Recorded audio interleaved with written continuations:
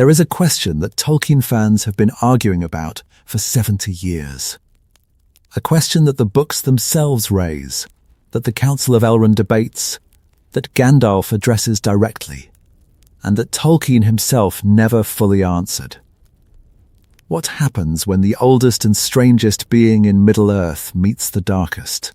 What happens when the Lord of the Ring comes to the land of the one being whom the ring does not touch? What happens when Sauron enters the Old Forest? Tonight I want to take that question seriously. Not as a power-ranking exercise, not as a who-would-win debate measured in hit points and power levels. I want to take the question seriously the way Tolkien would take it. As a question about the nature of power, the nature of mastery, and the nature of the two most enigmatic beings in the entire mythology. Because what would actually happen if Sauron came to the Old Forest is not what most fans expect. It is not a battle. It is not a confrontation between equal and opposite forces. What would happen is something far stranger, far more troubling, and far more revealing about the deep architecture of Middle-earth than any simple clash of powers could be. Stay with me. This one goes into the oldest places. Part 1. Who is Tom Bombadil? We have to start here, and we have to start honestly. Because the first thing that any serious examination of Tom Bombadil must acknowledge is that we don't know what he is. Tolkien was asked repeatedly. Readers, critics, friends, everyone wanted to know. What is Tom Bombadil? Is he a Maya? Is he a Vala? Is he an incarnation of Ilvatar? Is he the spirit of the music of the Ainur? Is he Middle-earth itself, given consciousness and a yellow hat? Tolkien refused to say. Tolkien stated explicitly that Tom Bombadil was meant to be an enigma, a deliberate mystery, a figure who resists classification, who does not fit into any of the categories that the mythology provides, who exists outside the taxonomies and hierarchies and power structures that define the rest of the world. This is not an accident. This is not Tolkien being lazy or forgetful. This is a choice, a deliberate, considered, philosophically grounded choice to include in the mythology a being who cannot be explained, who cannot be categorized, who stands outside the system of power and knowledge that the rest of the story operates within. Tom Bombadil is, in Tolkien's own description, the spirit of the Oxfordshire and Berkshire countryside, a figure from a different kind of story, inserted into the mythology to represent something that the mythology's grand epic narrative cannot contain. Tom is the thing that exists outside the war, outside the politics, outside the struggle for power and the conflict between good and evil. Tom is the reminder that the world is larger than the war, that there are things in Middle-earth that do not participate in the great struggle, that exist simply because they exist, that were here before the struggle began and that will be here after it ends. Tom predates the mythology itself. Tom began as a Dutch doll that belonged to Tolkien's children, a toy with a feathered hat that inspired a poem, The Adventures of Tom Bombadil, published in 1934, 3 years before The Hobbit. Tom was not invented for The Lord of the Rings. Tom was imported from an earlier, simpler, more playful creative world, carried over from the nursery into the mythology. A figure who retains the lightness and the strangeness of his toy box origin even when surrounded by the epic darkness of the Ring War. This origin matters. Tom's lightness, his songs, his jokes, his yellow boots, his inexplicable cheerfulness, is not a failure of tone. Tom's lightness is the reminder that the world contained joy before it contained darkness, that singing existed before war, that the capacity for delight is older and deeper and more fundamental than the capacity for destruction. But Tom is also more than this. Tom is described within the story itself as eldest. Tom was here before the rivers and the trees. Tom was here before the first raindrop fell, before the first acorn sprouted, before the first Dark Lord rose to power and the first war darkened the sky. Tom remembers the first star. Tom remembers the first darkness. Tom remembers things that no other being in Middle-earth remembers. Things that the elves have forgotten. Things that the Valar have left behind. Things that even the deepest lore of the wise cannot reach. Elrond at the council identifies Tom by several names. Tom is Eowyn Benadar in the Sindarin tongue, oldest and fatherless. Tom is Fawn to the dwarves. Tom is Orald to the northern men. Every culture in Middle-earth has a name for Tom. Every people has encountered him, has noticed him, has filed him away in their mythology as the strange old being in the forest who sings and wears yellow boots and does not seem to be subject to the rules that govern everyone else. The multiplicity of names tells us that Tom is real, is not a legend, not a myth, not a folk memory, but a living being who has been encountered by every culture and who has impressed himself upon every mythology without belonging to any of them. Part 2. Tom's Domain. Tom Bombadil has a territory.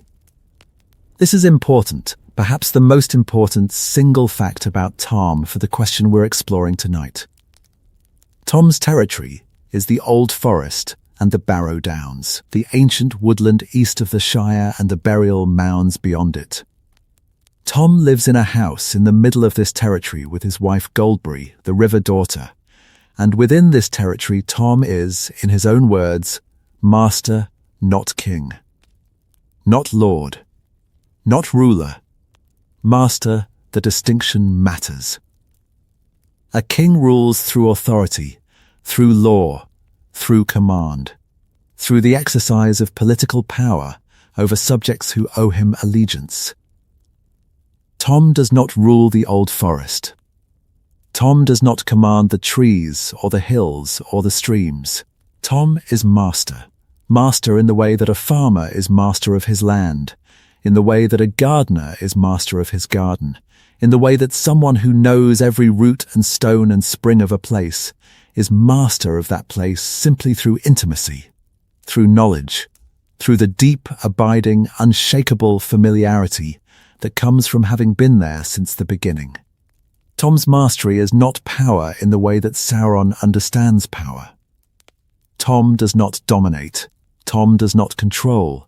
Tom does not impose his will on the forest. Tom sings, and the forest responds. Tom speaks, and the trees listen.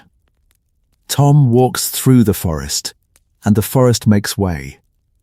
Not because Tom forces it, because Tom belongs there. Because Tom is the forest's oldest companion, its original inhabitant, its first and most enduring friend. Old Man Willow, the great, malicious, ancient tree that nearly kills Merry and Pippin, obeys Tom.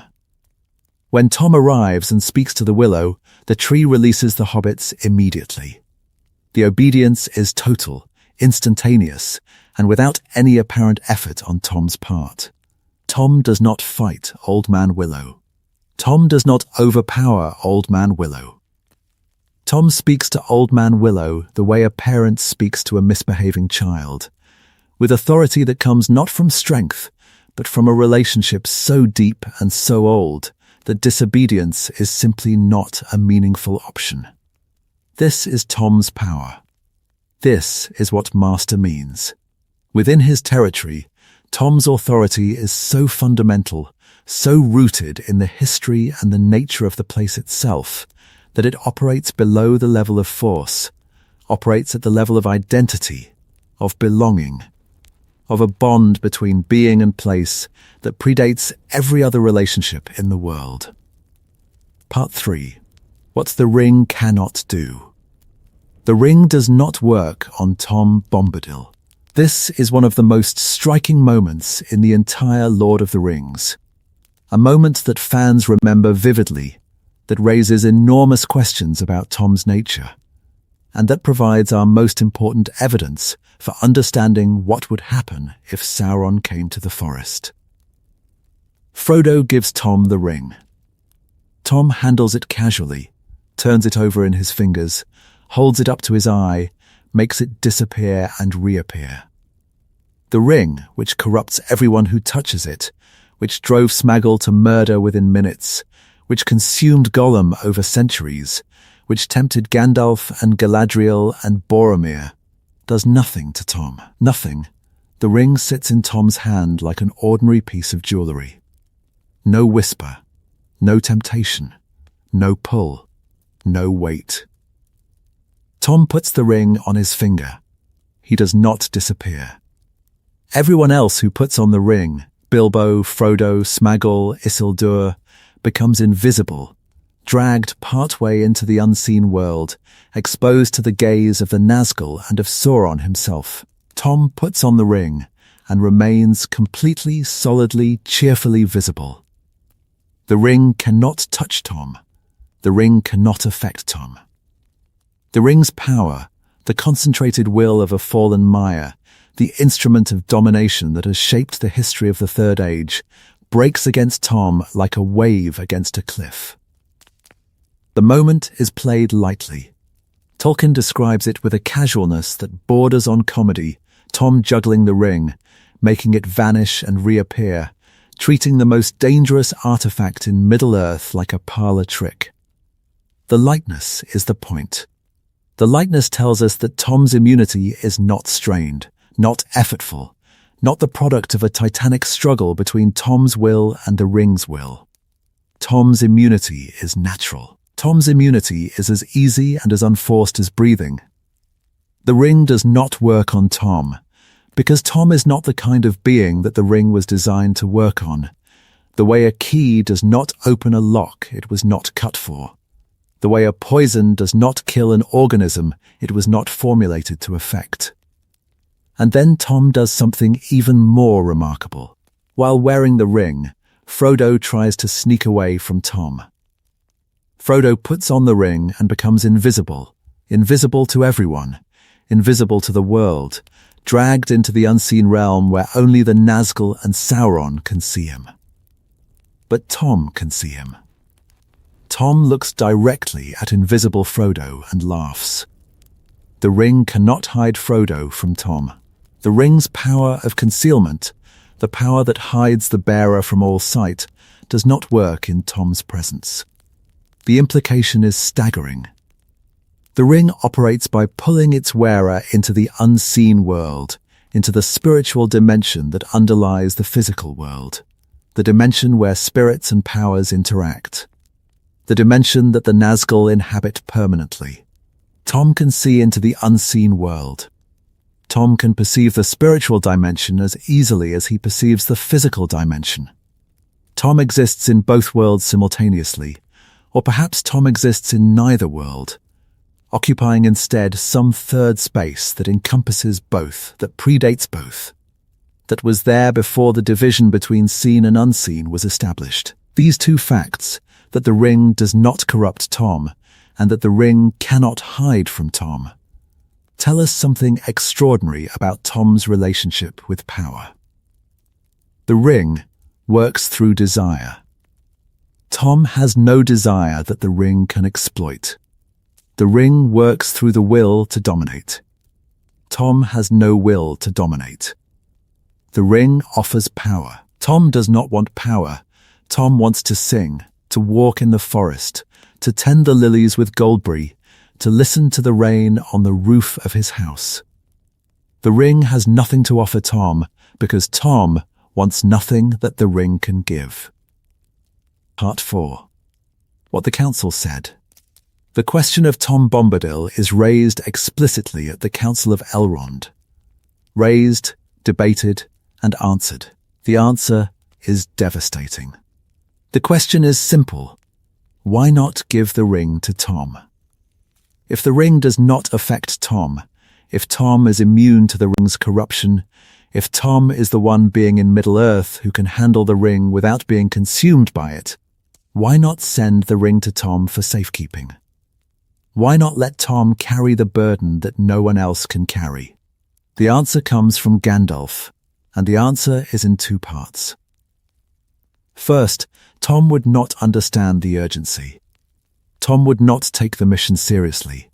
Tom would probably lose the ring, would set it down somewhere and forget about it, would treat it the way he treats everything else in the world, as an interesting bauble that merits a moment's attention and then is set aside in favor of something more immediate, more alive, more interesting.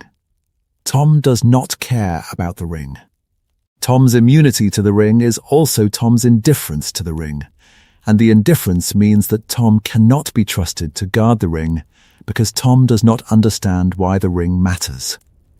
Second, and this is the devastating part, Tom would fall. If all else were conquered, if Sauron recovered the ring and defeated every other power in Middle-earth, Tom would fall. Tom would be last, would hold out longer than anyone else, would endure after every other bastion had been broken and every other power had been crushed. But Tom would fall. Gandalf is explicit. The power of the ring in its full expression, with Sauron behind it, wielding the full force of his reclaimed dominion, that power would eventually reach Tom, would eventually overwhelm Tom, would eventually break the strange, ancient, unclassifiable immunity that makes Tom unique. Last as he was first, Gandalf says. Tom will fall last because Tom was here first. The phrasing is precise, almost elegiac, the recognition that Tom's antiquity, Tom's primordiality, Tom's status as the eldest, will make him the last to fall but will not prevent him from falling. Even Tom has a limit. Even the eldest has a breaking point. Even the being who was here before the darkness has a threshold beyond which the darkness can reach. This is the answer to our question. Not the complete answer. The Council's answer is about a scenario in which Sauron has already won, has already recovered the ring, has already conquered all of Middle-earth. Our question is different. What happens if Sauron comes to the Old Forest, not after winning the war, but during it? What happens if Sauron confronts Tom directly, personally, in Tom's own territory? But the Council's answer gives us the framework. The answer tells us that Tom has limits. The answer tells us that Tom's power, however strange and however ancient, is not infinite. The answer tells us that the confrontation between Tom and Sauron is not a meeting of equals. It is a meeting between a being of limited, localized, mysterious power and a being of vast, aggressive, expansive power. And the answer tells us something else, something that most fans miss entirely. Part 5. Why would Sauron go to the Old Forest? Before we can explore the confrontation, we need to ask a question that fans almost never ask. Why would Sauron go to the Old Forest in the first place? Because Sauron would not go to the Old Forest for no reason. Sauron is not a wanderer. Sauron is not an explorer.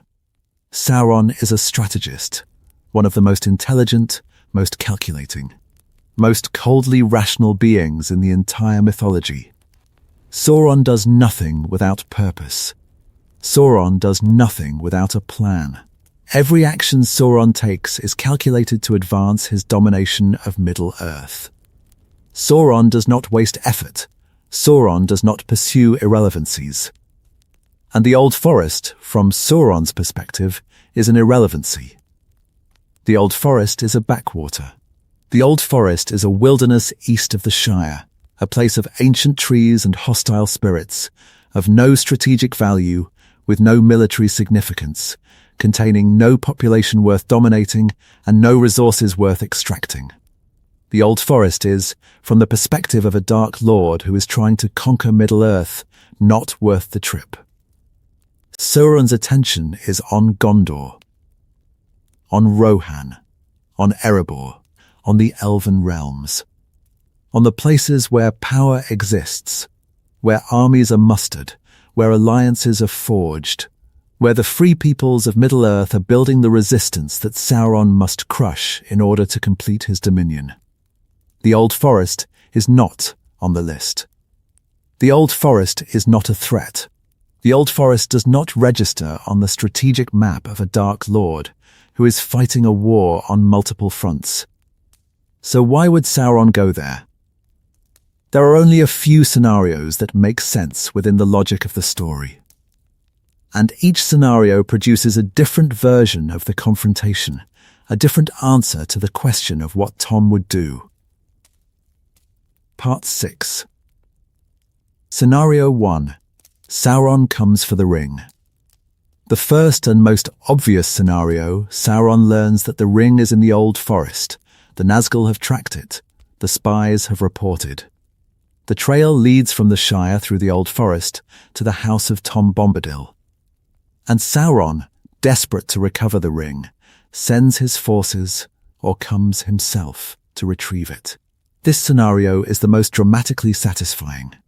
It pits Sauron against Tom over the one object that matters most, the ring, the instrument of domination, the artifact that makes Sauron what he is.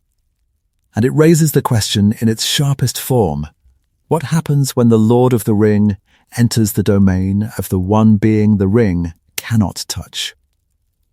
In this scenario, Sauron would not come alone. Sauron would send the Nazgul first, would send the Nine, the ring wraiths, the servants who are specifically attuned to the ring's presence, who can sense it, who can track it, who can feel its pull across hundreds of miles. The Nazgul would enter the Old Forest as they entered the Shire, riding, searching, spreading fear and cold. And here is the first revelation: the Old Forest would resist them. The Old Forest is not a passive landscape. The Old Forest is alive, hostile, aware, deeply resentful of intruders. The trees of the Old Forest move. The paths of the Old Forest shift. The forest closes around travelers, herds them, traps them, leads them astray. The forest nearly killed Merry and Pippin, nearly drowned them in the Withywindle, nearly crushed them in Old Man Willow's roots. The Nazgul, entering the Old Forest, would meet resistance. Not military resistance, not the resistance of armies and fortifications, but the resistance of a living landscape that does not want them there. The trees would close around the Nazgul. The paths would twist. The streams would rise. The forest, which has been hostile to travelers for centuries, which has been pushing against the boundaries of the Shire and resenting the hobbits who cut its trees and burned its edges, the forest would treat the Nazgul as exactly what they are: intruders. Foreign, unwelcome, wrong, but the Nazgul are powerful. The Nazgul are Sauron's most feared servants, beings of enormous spiritual power, ancient kings of men who have been corrupted by the Nine Rings, and who exist in a state of perpetual, terrifying, undead potency. The forest's resistance would slow the Nazgul. The forest's hostility would impede them. But the forest alone would not stop them. The Nazgul have dealt with hostile landscapes before. The Nazgul have ridden through storms, through floods, through the contested territories of Middle-earth, where the elements themselves seem to resist the passage of the shadow. Gandalf fought the Nazgul with fire on Weathertop.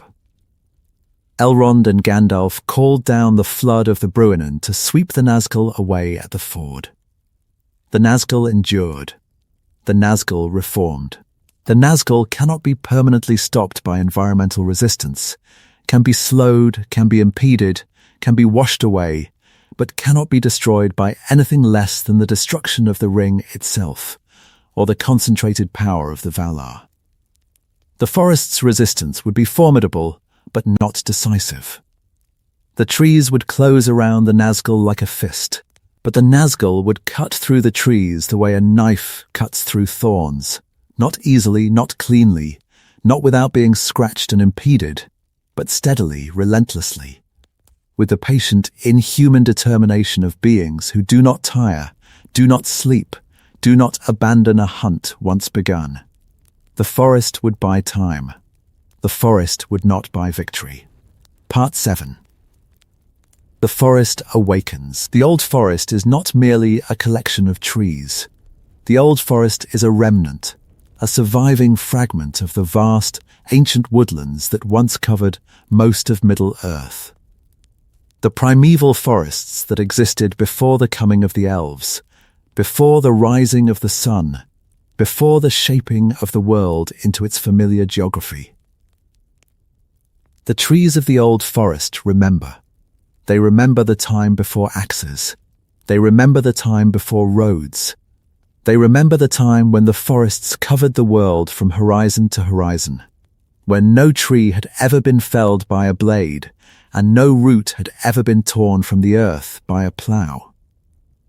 The trees of the old forest are old, not old in the way that a building is old or a kingdom is old, but old in the way that a continent is old in the way that a geological formation is old in the way that a living memory of the world's youth is old.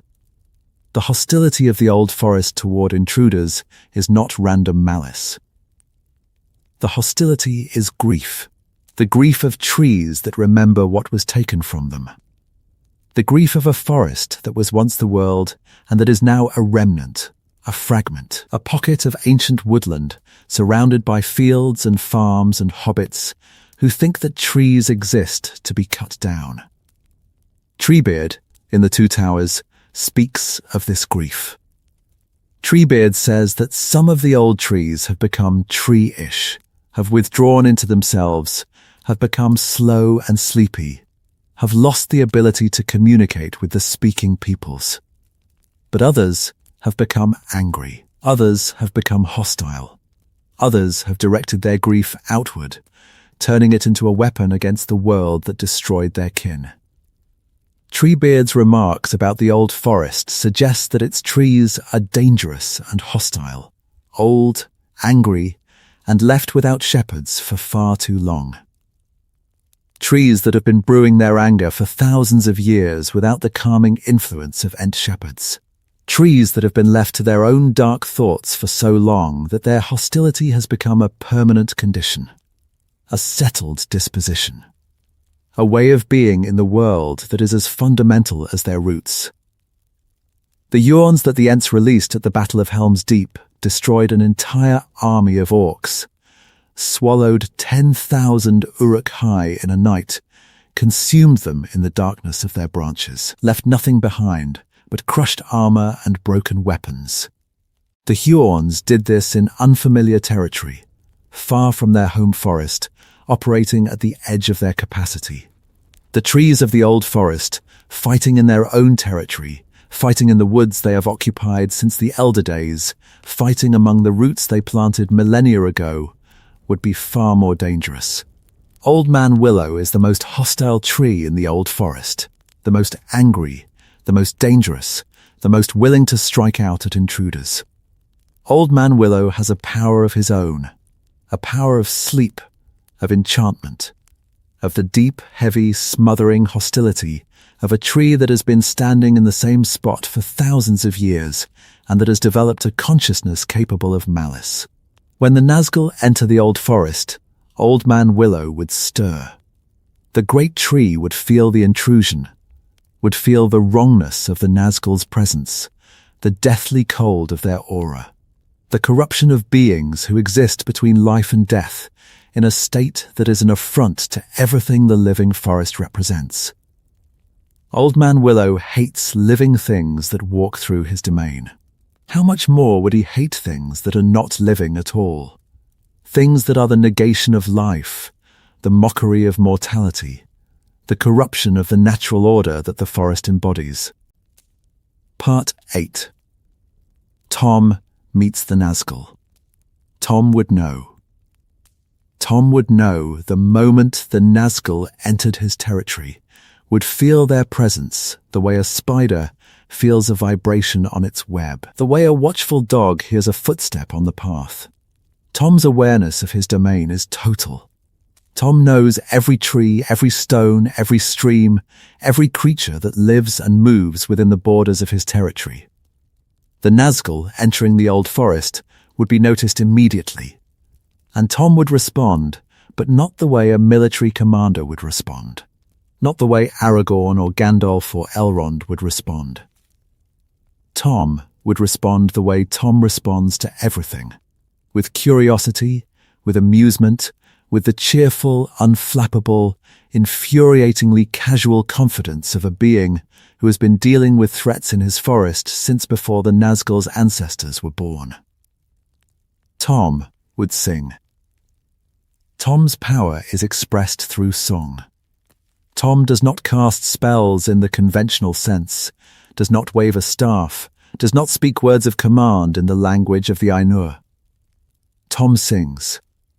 Tom's songs have power, power to calm, power to compel, power to reshape the emotional and spiritual atmosphere of the world around him. Tom's song wakes Frodo from the Barrow Wight's enchantment.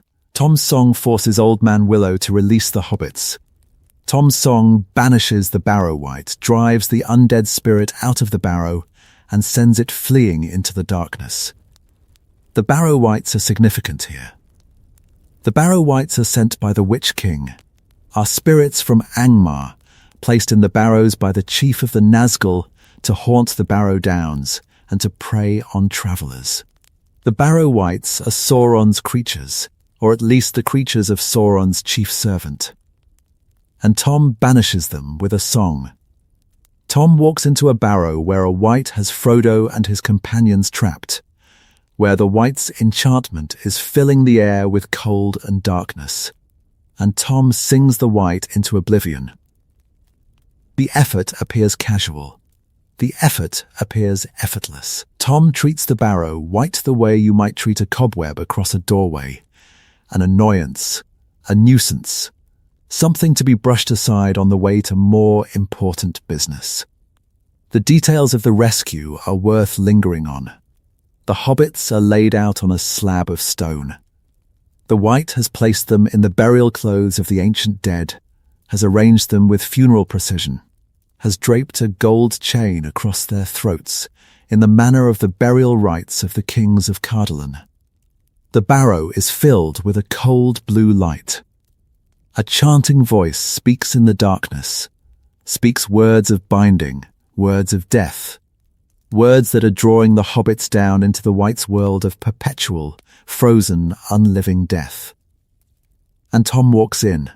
Tom walks into the barrow the way you walk into your own kitchen, casually, confidently, without the slightest hesitation. Tom sees the wight. Tom sings. The wight breaks. The enchantment dissolves. The cold light fades. The hobbits wake up. Tom leads them out into the sunlight and the fresh air, and the barrow behind them is just a barrow again, a mound of earth over old bones, stripped of its horror, emptied of its malice, reduced from a haunted tomb to a historical curiosity. This tells us something crucial. Tom can banish the servants of the Witch King within his territory. Tom can break enchantments that originate from Sauron's chain of command. Tom's song is effective against the spiritual corruption that the Nazgul represent. But the Nazgul themselves are not Barrow Wights. The Nazgul are vastly more powerful, more ancient, more deeply connected to Sauron, more fully invested with the Dark Lord's will and the Dark Lord's purpose. The Barrow Wights are foot soldiers, the Nazgul are generals. The difference in scale is enormous. Part 9. The confrontation. So picture it. The Nazgul ride into the old forest. The trees resist, closing paths, dropping branches, shifting the ground underfoot. Old Man Willow stirs, hostile, radiating malice toward the intruders. The forest awakens, not as an army awakens, marshaled and organized, but as a wilderness awakens, with the slow, implacable, disorganized hostility of a living ecosystem that has identified a threat. And Tom comes to meet them. Tom comes down the path from his house, singing, Tom comes with his yellow boots and his blue jacket, and his voice raised in a song that has no words the Nazgul recognize. A song that is older than the language of men, older than the speech of the elves, older than the dark tongue of Mordor. Tom comes without weapons. Tom comes without armor. Tom comes without fear. Because Tom has never feared anything in the Old Forest. Because the Old Forest is Tom's home, and nothing in Tom's home can threaten Tom. The Nazgul would stop. The Nazgul would feel something wrong, something unexpected, something that does not fit their understanding of the world. The Nazgul are attuned to power. The Nazgul can sense the ring. The Nazgul can feel the presence of the great among the free peoples, can feel Gandalf's Maya nature, can feel Aragorn's royal lineage, can feel Glorfindel's elven power. The Nazgul's perception of the world is a perception of power, of domination hierarchies, of spiritual authority, of the relative strength of wills in a cosmos defined by the struggle between mastery and subjugation. Tom does not register on this scale. Tom's power is not the kind of power that the Nazgul's senses are calibrated to detect. Tom's authority does not operate through domination. Tom's mastery does not function through the imposition of will. The Nazgul would sense Tom the way a compass senses true north, not as a force to be reckoned with, but as a fixed point, an unmovable feature of the landscape, a thing that simply is. And Tom would sing to them. Tom would sing the way he sang to Old Man Willow, the way he sang to the Barrow Wight, with the authority of the eldest, with the power of belonging, with the irresistible, incomprehensible, fundamentally alien force of a being who was here before the Nazgul's rings were forged, before the Nazgul's kingdoms were founded, before the Nazgul's ancestors first drew breath. Tom's song would carry the weight of the ages, not the weight of power, not the weight of domination or command or the exercise of authority over subordinates, the weight of presence, the weight of a being who has been in this forest since the forest's first seed was planted, who has walked these paths since the paths were first worn, who has sung these songs since the first note echoed through the first trees. Tom's song would carry the weight of the world's memory, the memory of a time before the rings, before the Dark Lords, before the corruption of the Maiar and the fall of Menor and the wars that scarred the continent. The Nazgul have no memory of this time. The Nazgul's memory begins with the rings, with the moment when 9 kings of men accepted the gifts of Sauron and began the long, terrible, irreversible slide into wraithhood. The Nazgul have no memory of the world before the rings, because the rings replaced their memory, replaced their identity, their history, their connection to the world they were born into. The Nazgul are creatures of the ring world. Tom is a creature of the pre-ring world. The confrontation between Tom's song and the Nazgul's presence would be a confrontation between the world's memory and the world's amnesia. The question is, would the song work? Part 10. The limits of song. Tom's song works against the Barrow Wights because the Barrow Wights are minor spirits, weak, parasitic, dependent on the Witch King's authority for their power. Tom's song banishes them because Tom's authority in the Old Forest is so much greater than the Barrow Wights' borrowed power that the contest is not even close. But the Nazgul are different. The Nazgul are not borrowed spirits occupying empty tombs. The Nazgul are men, or were men, who have been transformed by the 9 rings into something between life and death, something sustained by Sauron's will, something that draws its power not from a local enchantment but from the One Ring itself. The Nazgul are extensions of Sauron. The Nazgul are fragments of Sauron's will, given independent motion, sent into the world as instruments of the Dark Lord's purpose. Tom's song against the Nazgul would work, partially within the Old Forest, within Tom's territory. Tom's song would have effect.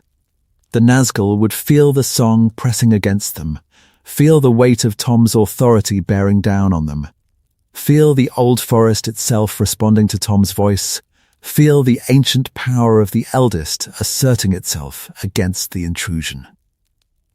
But the Nazgul would not flee.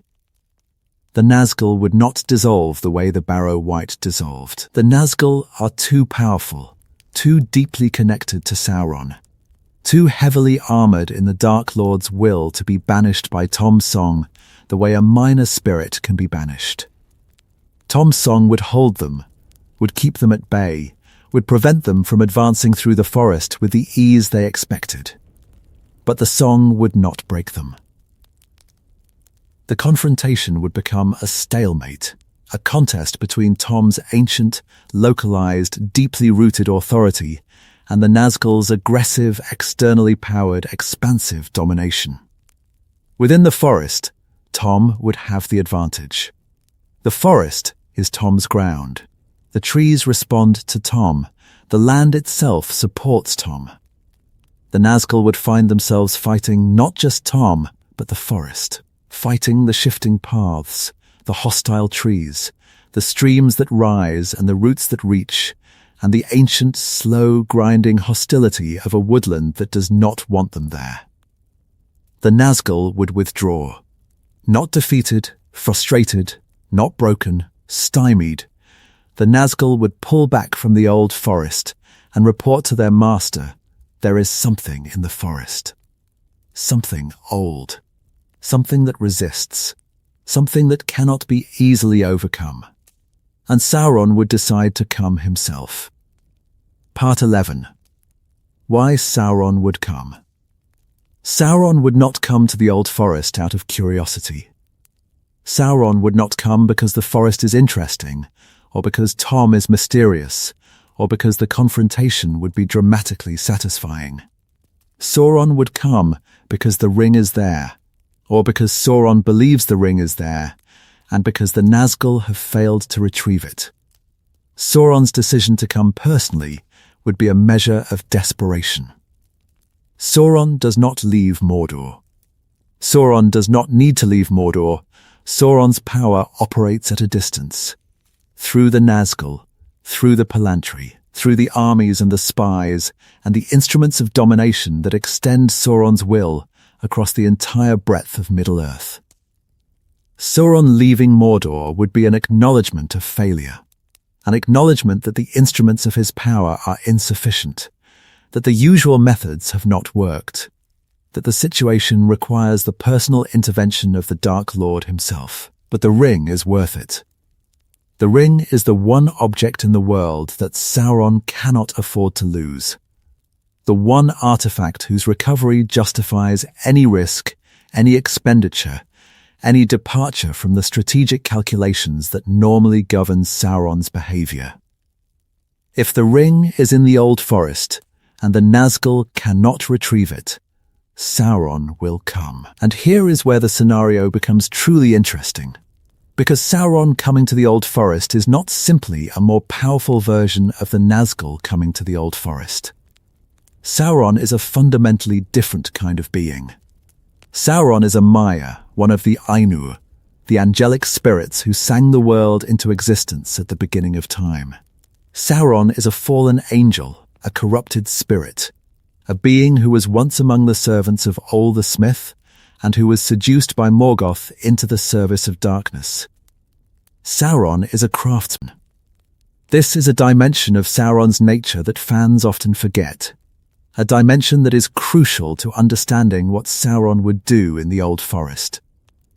Sauron's fundamental nature is not destroyer, but maker. Sauron makes things, makes the ring, makes the tower, makes the armies, makes the structure of domination that extends his will across the continent. Sauron's evil is not the chaotic, nihilistic evil of Morgoth, who delights in destruction for its own sake. Sauron's evil is the methodical, architectural, systematic evil of a builder who builds prisons. who constructs order the way an engineer constructs a machine, efficiently, precisely, with every component serving the overall design. Sauron entering the Old Forest would be a craftsman entering a wilderness, a maker entering an unmade place, a builder entering a space that has never been built upon, that resists building, that exists in a state of wild, ancient, ungovernable complexity that offends every instinct of a being whose deepest impulse is to organize. Sauron is, in a very real sense, from the same world that Tom is from. Whatever Tom is, whether Tom is a Maya, whether Tom is a Valar, whether Tom is something older and stranger than either, Tom and Sauron share the ancient world. Tom remembers the stars before they were named. Sauron remembers the music before it was sung. Both beings predate the world as mortals know it. Both beings carry within them a knowledge and a power that derives from the foundations of reality itself.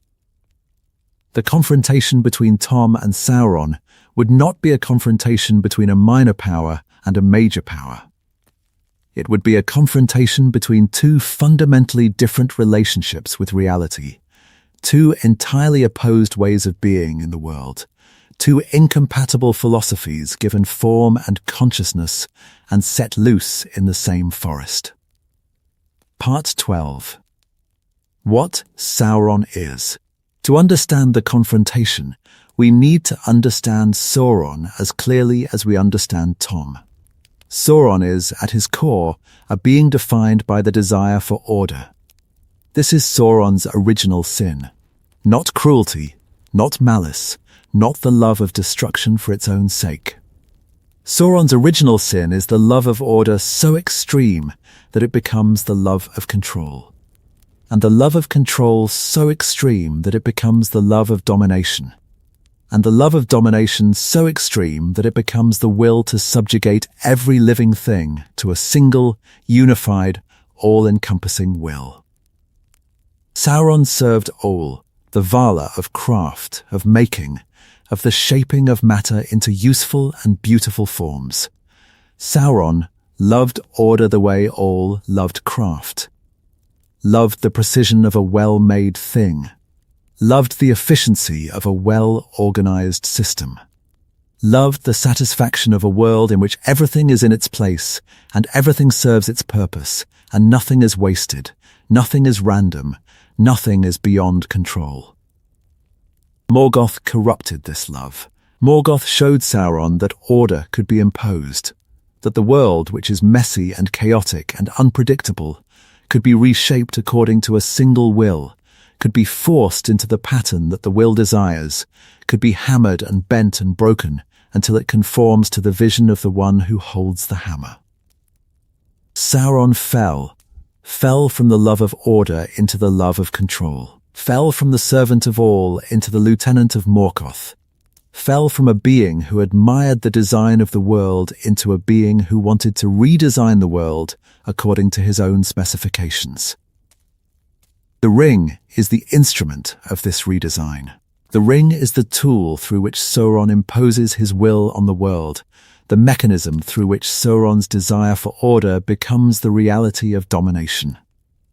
The ring dominates the other rings. The other rings dominate their bearers. The bearers dominate their peoples. The chain of command extends from Sauron's finger to the farthest corners of Middle-earth, a hierarchy of control, a system of subjugation, an architecture of domination that is, in its way, perfectly ordered. Part 13. What Tom represents. Tom is the opposite. Tom is the anti-Sauron, not in the sense of being Sauron's rival or Sauron's antagonist, but in the sense of representing everything that Sauron's philosophy cannot accommodate. Tom does not desire order. Tom does not desire control. Tom does not desire domination. Tom desires what? The lilies by the river, Goldberry's company, the sound of rain, the turning of the seasons, the slow growth of trees, the ordinary, unremarkable, endlessly fascinating spectacle of a world that exists simply because it exists. Tom is content. This is the most radical thing about Tom, the thing that makes Tom impossible for Sauron to understand, impossible for the ring to corrupt, impossible for the structures of power that define the Third Age to categorize or contain. Tom is content. Tom does not want more. Tom does not want better. Tom does not want to reshape the world or improve the world or dominate the world. Tom wants to be where he is, doing what he is doing, singing the songs he has always sung, walking the paths he has always walked. This contentment is not laziness. This contentment is not indifference. This contentment is the deepest possible relationship with the world. The relationship of a being who has been present since the beginning, who has watched the world change and grow and suffer and endure, who has seen every kind of power rise and fall, and who has concluded, not through philosophy, but through experience, that the only lasting relationship with the world is the one that does not try to change it.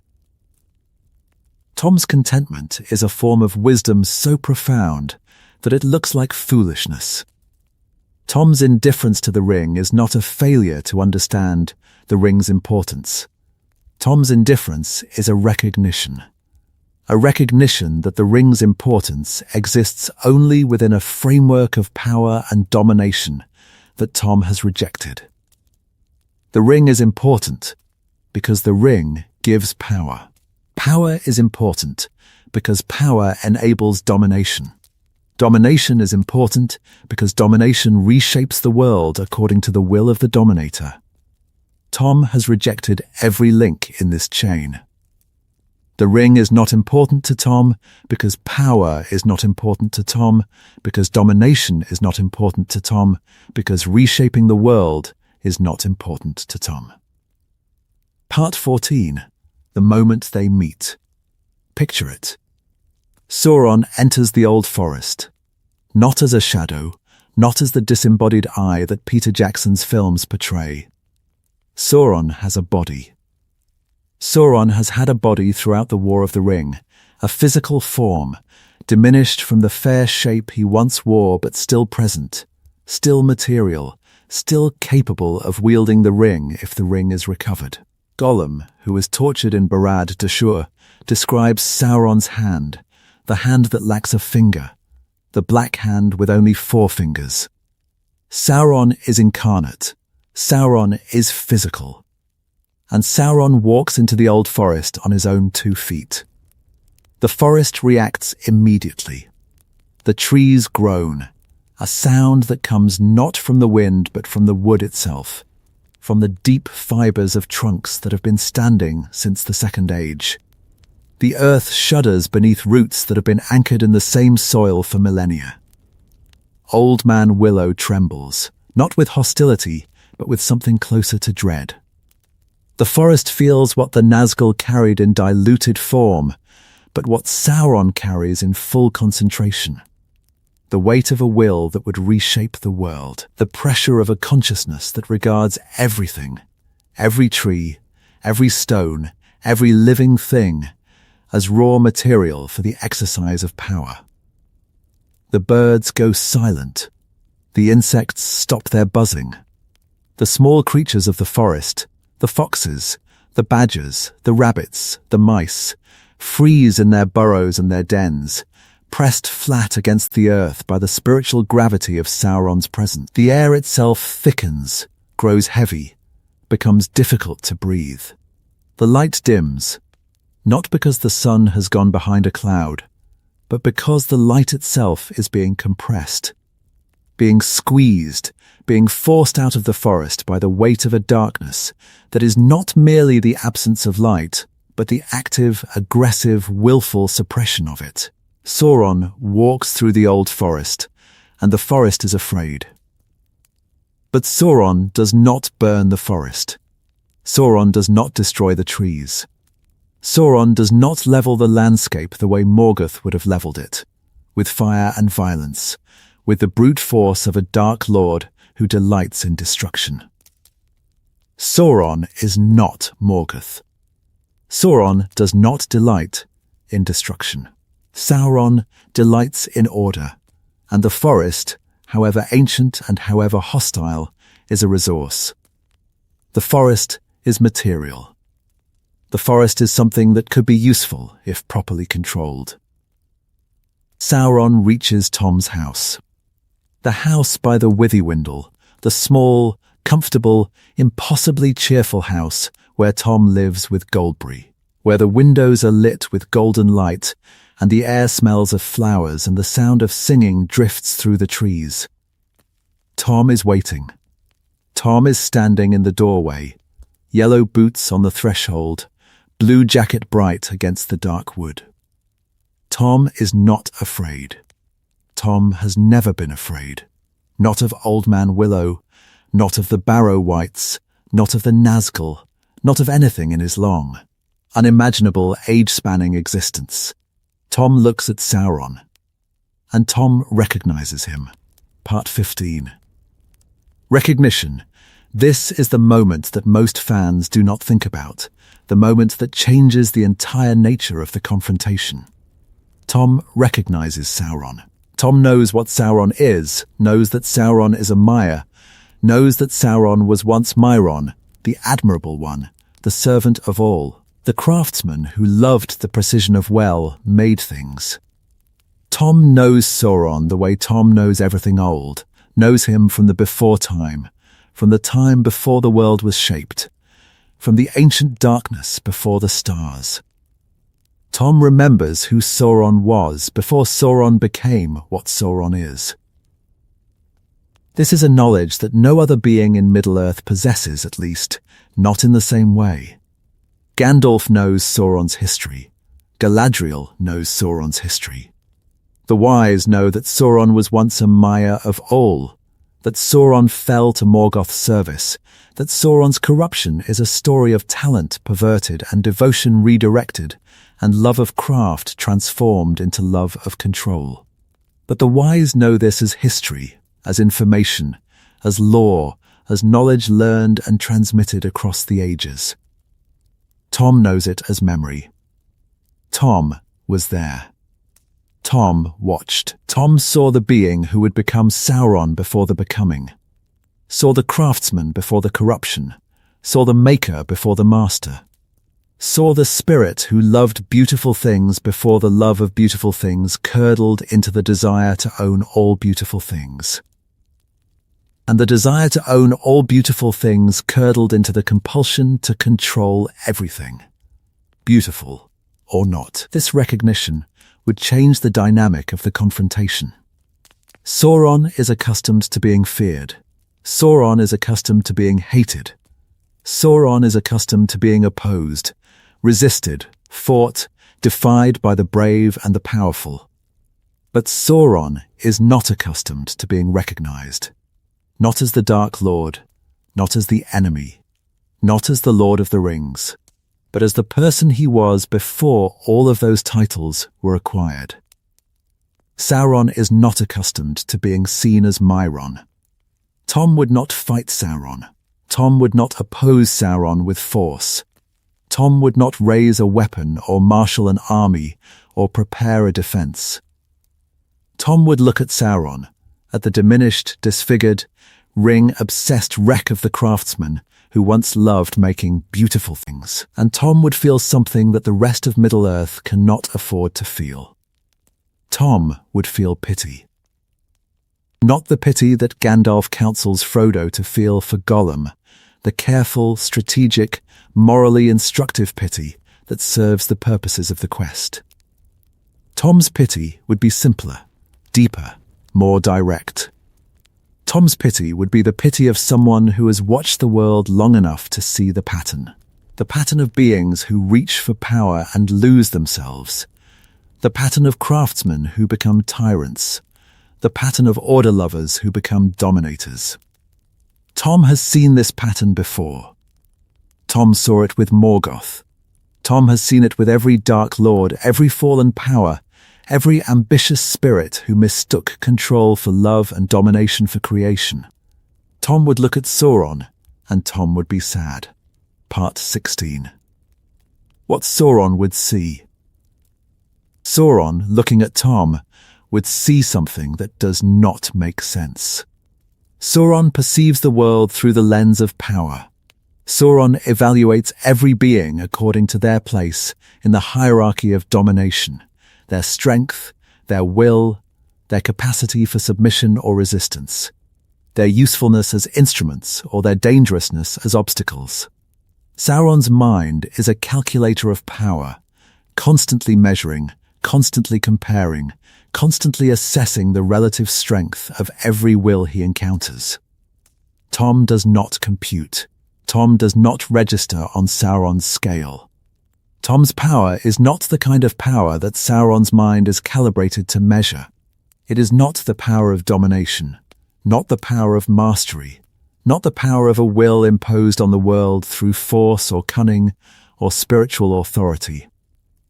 Tom's power is the power of belonging, the power of a being who is so deeply, so fundamentally, so irreducibly part of the world that the world itself responds to his presence the way a garden responds to rain. Sauron would not understand this. Sauron would look at Tom and see what? A fool? A puzzle? An obstacle? An irrelevance? Sauron would not see a threat because Tom does not threaten. Sauron would not see a rival because Tom does not compete. Sauron would see a being that his philosophy cannot categorize. A being who occupies no place in the hierarchy, who serves no master and commands no servant, who possesses no ring and desires no ring and would not use a ring if one were placed in his hand. Sauron would be confused. And Sauron does not like being confused. The confusion would produce contempt. Sauron would dismiss Tom, would classify Tom as a simpleton, a relic, an irrelevant remnant of the world's early days, a being too primitive to participate in the sophisticated structures of power that define the Third Age. Sauron would look at Tom the way a corporate executive might look at a hermit living in the woods, with a mixture of incomprehension and pity, unable to understand why anyone would choose to live outside the system, unable to imagine that the choice to live outside the system might represent a form of wisdom that the system cannot produce. Part 17. The demand. Sauron would make a demand. Sauron makes demands. It is what Sauron does. It is how Sauron operates. It is the fundamental mode of Sauron's interaction with the world. Sauron demands obedience. Sauron demands the ring. Sauron demands submission. Sauron would demand the ring. If the ring is in Tom's keeping, if the ring has been given to Tom for safekeeping, as the Council of Elrond considered and rejected, Sauron would demand that Tom hand it over. The demand would be backed by the full weight of Sauron's will, the concentrated, focused, overwhelming pressure of a Maya's consciousness, directed at Tom with the intensity of a being who is fighting for his existence. And Tom would not comply. Not out of defiance, not out of courage, not out of the heroic resistance that defines the free people's response to Sauron's demands. Tom would not comply because Tom would not understand the demand, or rather, because the demand would not make sense to Tom in the way that it makes sense to everyone else. Sauron demands the ring. The demand implies a power relationship, implies that Sauron has the authority to make demands, that Tom has the obligation to comply, that the relationship between Sauron and Tom is a relationship of command and obedience. Tom does not recognize this framework. Tom does not operate within relationships of command and obedience. Tom is master in his land, not because he commands, but because he belongs, and the demand of a being who does not belong, however powerful, however threatening, however dangerous, simply does not register in Tom's consciousness as something that requires compliance. Tom would look at Sauron. Tom would laugh. Not a mocking laugh, not the defiant, contemptuous laughter of a hero facing down a villain. Tom would laugh the way Tom laughs at everything, with the uncomplicated, genuine, irrepressible amusement of a being who finds the world endlessly entertaining and who finds the spectacle of a fallen Maya demanding things from Tom Bombadil to be genuinely, sincerely, delightfully funny. And Tom would say no. Part 18. The refusal. Tom's refusal would be the most dangerous moment in the Old Forest's history, because it would force Sauron to act. Sauron is not accustomed to refusal. Sauron's will, backed by the ring, is a force that has bent kings, broken kingdoms, enslaved entire civilizations. The 9 kings of men took the rings and became Sauron's servants. The 7 rings corrupted the dwarves, did not enslave them, but corrupted them, inflaming their greed and their pride until the 7 brought ruin to the dwarf lords who bore them. The 3 rings of the elves were made without Sauron's direct touch, but even the 3 were linked to the One, subject to the One's authority, imperiled by the One's existence. The ring's power is the power of domination, and the ring's power extends, in theory, to every being in Middle-earth. Every being except Tom. Sauron, faced with Tom's refusal, would have 2 options. The first option, domination. Sauron would attempt to impose his will on Tom, would direct the full force of his consciousness at Tom, would try to break Tom's independence the way the 9 rings broke the 9 kings, the way the Palantir broke Denethor's resolve, the way the ring's presence breaks the resistance of everyone who carries it. Sauron would try to dominate Tom. The attempt would fail. Not because Tom is stronger than Sauron. Not because Tom's will overpowers Sauron's will. The attempt would fail because Tom's will is not the kind of will that can be dominated. Sauron's domination works by finding the target's desires and exploiting them. By offering power, by amplifying ambition, by corrupting the target's own nature until the target becomes an instrument of Sauron's will. Tom has no desires that Sauron can exploit. Tom wants nothing that Sauron can offer. Tom's will is not a fortress that can be besieged. Tom's will is a river that cannot be grasped. Sauron would reach for Tom's mind and find nothing to hold on to. No ambition to inflate, no fear to exploit, no desire to corrupt. The second option, force. Sauron would attempt to take the ring by force, would attempt to overwhelm Tom physically, to destroy Tom's body, to remove Tom from the equation through violence rather than domination. And this is where the scenario becomes truly dark. Part 19. Violence in Tom's land. Sauron using force in the Old Forest would be unlike any other act of violence in the War of the Ring, because the Old Forest is not a passive battlefield. The Old Forest is alive. The Old Forest is Tom's ally. The Old Forest would fight. The trees would move. Not quickly, not with the terrifying speed and rage of the Ents at Isengard. The trees of the Old Forest are not Ents. The trees of the Old Forest are something different, something older, something less organized, something more primal. The trees of the Old Forest would respond to violence the way a disturbed anthill responds to a boot, with a slow, disorganized, overwhelmingly numerous response that is not strategic, but that is, through sheer mass and persistence, extremely difficult to overcome. Roots would rise, branches would reach, the ground would shift. The paths that Sauron used to enter the forest would close behind him. The streams would swell, the air would thicken with pollen and spores, and the heavy narcotic fragrance of ancient flowers that bloom once in 1,000 years. The forest would not attack Sauron. The forest would absorb Sauron, would close around him, would attempt to do to Sauron what it does to every intruder, swallow him, digest him, incorporate him into the endless, slow, vegetable metabolism of the woodland. Sauron could resist this. Sauron has fire. Sauron has the power to burn, to destroy, to reduce the forest to ash and cinder. But burning the forest would be a declaration of war against the land itself, a war that Sauron does not want and that would serve no strategic purpose. Sauron does not want to destroy the old forest. Sauron wants the ring.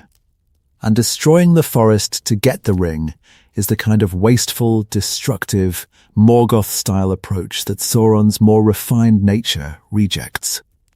Sauron would find himself in an unfamiliar situation, a situation in which his power, however great, is not the right kind of power. Sauron's power is the power of domination, the power to control wills, to bend minds, to reshape the spiritual landscape of the world. The trees of the old forest do not have wills in the way that men and elves and dwarves have wills. The trees cannot be dominated, because the trees do not have the kind of consciousness that domination targets. The trees are alien to Sauron's methods, alien to Sauron's understanding, alien to the framework of power that Sauron has spent millennia building. Tom, standing in the middle of this chaos, would continue to sing. Part 20. Tom's defense. Tom's defense would not look like a defense. Tom's defense would look like a Tuesday. Tom would sing. Tom would walk through the forest, singing the songs he has always sung, the songs that predate the ring, the songs that predate Sauron, the songs that were old when Morgoth was young. Tom's songs would have the effect they always have. The trees would calm. The streams would settle. The forest would remember who it is and what its relationship with Tom has always been. Tom's defense is not resistance. Tom's defense is persistence. Tom does not fight Sauron. Tom continues to be Tom, continues to sing, continues to walk, continues to exist in the way that Tom has always existed. Tom's defense is the defense of a mountain against a storm, not active, not aggressive, not strategic, but simply present, simply enduring, simply refusing to be anything other than what it is. Sauron, who understands strategy, who understands force, who understands the exercise of will, Sauron does not understand this. Sauron does not understand how to conquer something that is not resisting. Sauron does not understand how to dominate something that is not competing. Sauron does not understand how to defeat something that does not acknowledge the possibility of defeat. This is the heart of the confrontation.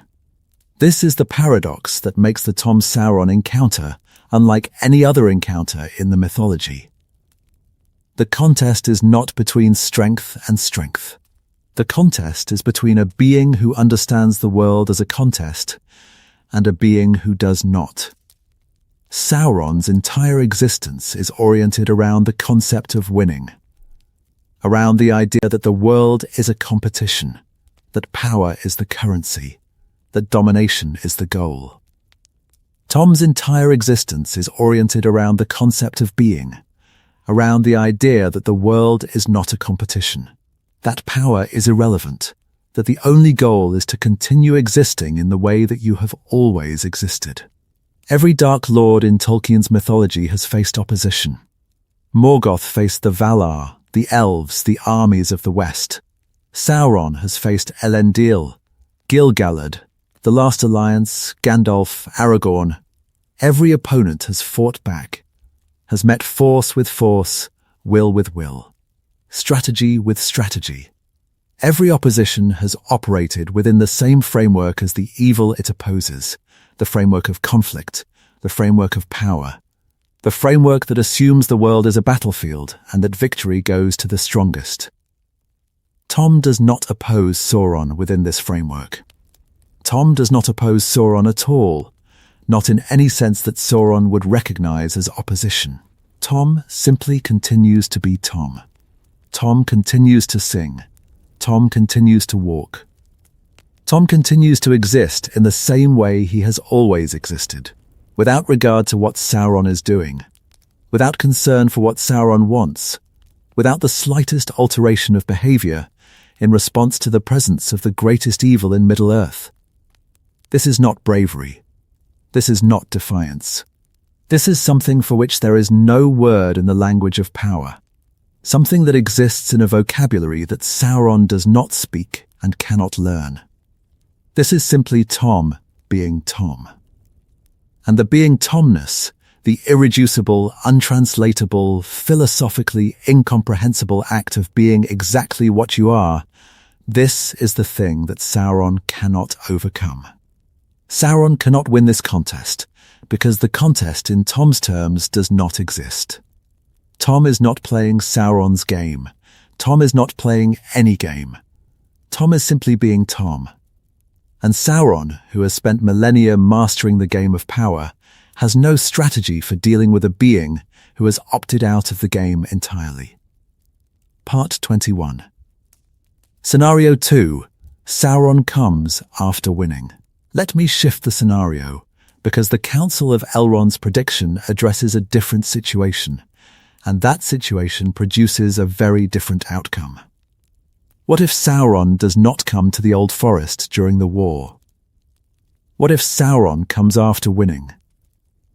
In this scenario, Sauron has recovered the ring. Sauron has defeated the Free Peoples. Gondor has fallen. Rohan has fallen. The Elven realms have been overrun. Rivendell is destroyed. Lothlorien is destroyed. The Shire is conquered. Every bastion of resistance has been broken. Every alliance has been shattered. Every power that opposed Sauron has been crushed. And then Sauron turns his attention to the Old Forest. This is the scenario that Gandalf describes at the Council of Elrond, the scenario in which Tom falls last as he was first. And this scenario is fundamentally different from the first, because in this scenario, Sauron is not coming alone. Sauron is coming with the full weight of his recovered dominion, with the ring on his finger, with the 9 at his command, with armies at his disposal, with every instrument of power that the reconquered world can provide. The difference between wartime Sauron and victorious Sauron is the difference between a siege and an extermination. Wartime Sauron is constrained, divided, strategic, forced to allocate resources across multiple theatres.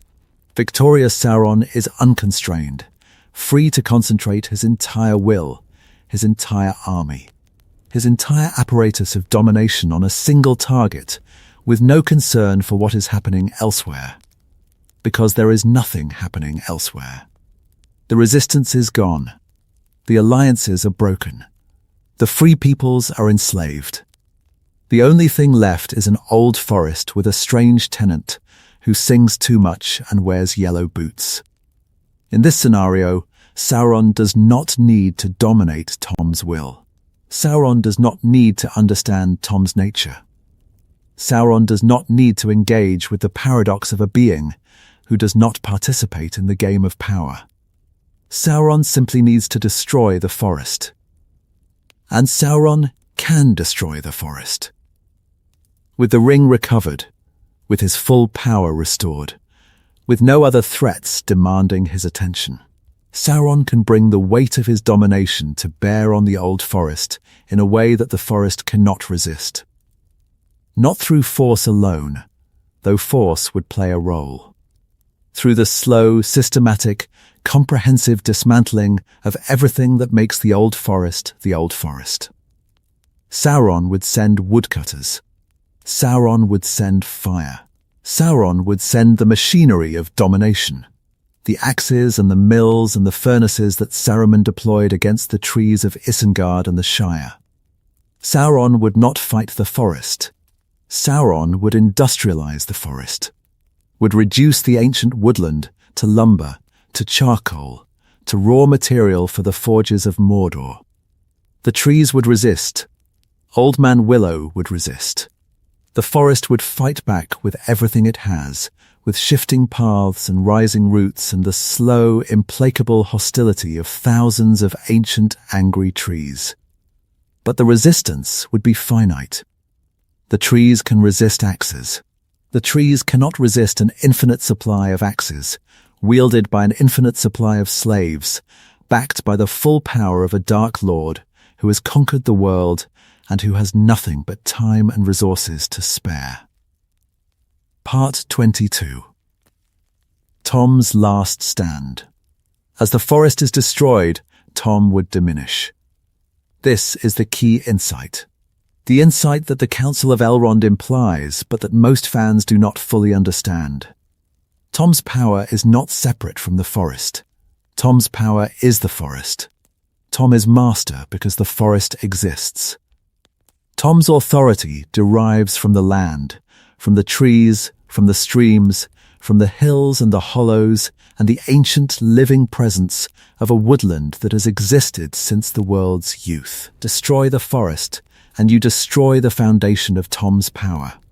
Tom would not die immediately. Tom would not fall the way a warrior falls in battle, struck down by a sword, crushed by a mace, pierced by an arrow. Tom would diminish, would fade, would grow smaller, would become less present, less vivid, less real. Tom's songs would grow quieter. Tom's laughter would grow softer. Tom's yellow boots would lose their brightness. Tom's blue jacket would fade to grey. The diminishment would be agonizing, not for Tom, who does not seem to experience agony in the way that mortals do, but for the reader, for the observer, for anyone who has ever loved the inexplicable, irreducible, stubbornly cheerful presence that is Tom Bombadil. To watch Tom diminish, to watch the eldest, the being who remembers the first star and the first darkness, slowly, helplessly, irrevocably lose the land that gives him meaning, would be one of the most devastating events in the entire mythology. Goldberry would go first. Goldberry, the river daughter, whose existence is tied to the Withywindle, Goldberry would fade as the river is dammed, as the water is diverted, as the stream that gives her life is absorbed into Sauron's industrial program. Goldberry's departure would be like a spring going dry, like the last trickle of clean water disappearing into the mud, like the last flower dying on the bank of a poisoned river. Goldberry would not die the way mortals die. Goldberry would disperse, would spread thin, would become less concentrated, less present, less real. The way mist disperses at noon. The way a song fades when the singer stops. The way the memory of rain disappears from a landscape that has not seen rain in years. Goldberry would become a memory held only by Tom. A memory that grows fainter as the river that sustained Goldberry dries, and the willows that shaded Goldberry wither, and the world that Goldberry inhabited is systematically dismantled by the machinery of domination. Tom would watch Goldberry fade. Tom, who has been cheerful since before the stars, who has laughed through ages of darkness and ages of war, who has maintained his unshakable contentment through every catastrophe that the world has endured, Tom would watch Goldberry disappear, and Tom would, for the first time in the history of the world, stop singing. Part 23. The silence. Tom's silence would be the end. Not the end of the war is already over. Not the end of the resistance has already been crushed. The end of something older and deeper and more fundamental than war or resistance. The end of the principle that Tom represents. The principle that the world can contain beings who exist outside the structures of power, who live simply for the sake of living, who are content. Tom's silence would be the proof that Sauron's victory is total. Not total in the military sense. Sauron's military victory was achieved long before he turned his attention to the Old Forest. Total in the philosophical sense. Total in the theological sense. Total in the sense that matters most to Tolkien, who understood that the true measure of evil's victory is not the territory it conquers or the armies it fields, but the beauty it extinguishes and the joy it silences. Tom's silence would be the proof that there is no place in Sauron's world for a being like Tom. No place for contentment. No place for joy that is not derived from power. No place for existence that is not oriented toward domination. Tom would not resist the silence. Tom would not rage against the dying of the light. Tom would simply stop singing, stop walking, stop being Tom. The eldest would become the last, would become the final casualty of a war that was fought over a ring of gold. The last being in Middle-earth, whose existence contradicted Sauron's vision of the world. And the old forest, the remnant of the ancient woodlands, the last fragment of the world's wild youth. The place where the trees still remember what it was like before the axes came, the old forest would be gone. Cleared, flattened, replaced with what? Fields? Factories? The grey, ordered, lifeless landscape of Sauron's perfect world? The loss would be irreversible. The trees that the forest contained were not ordinary trees. The trees were the last living connections to the world's beginning, the last organic memories of the time before names, before roads, before the categorization and the ordering and the domination that Sauron's philosophy demands. The destruction of the old forest would be the destruction of memory itself, the erasure of the world's childhood, the severing of the last link between the present and the ancient, untamed, undominated past. Part 24. What Tolkien was saying. The scenario of Sauron destroying the old forest and silencing Tom Bombadil is, I think, the darkest possible outcome in Tolkien's mythology. Darker than Sauron's military victory, darker than the enslavement of the free peoples, darker than the corruption of the rings or the fall of the kingdoms or the death of the heroes. Because the military victories can be reversed, the enslaved peoples can be freed, the fallen kingdoms can be rebuilt. History is full of dark ages that ended, of occupations that were overthrown, of darkness that gave way to light. The military dimension of Sauron's victory is terrible, but not permanent. Not in the long sweep of history. Not in the context of a world governed by a divine providence that Tolkien, as a Catholic, believed would ultimately prevail. But the destruction of Tom is permanent.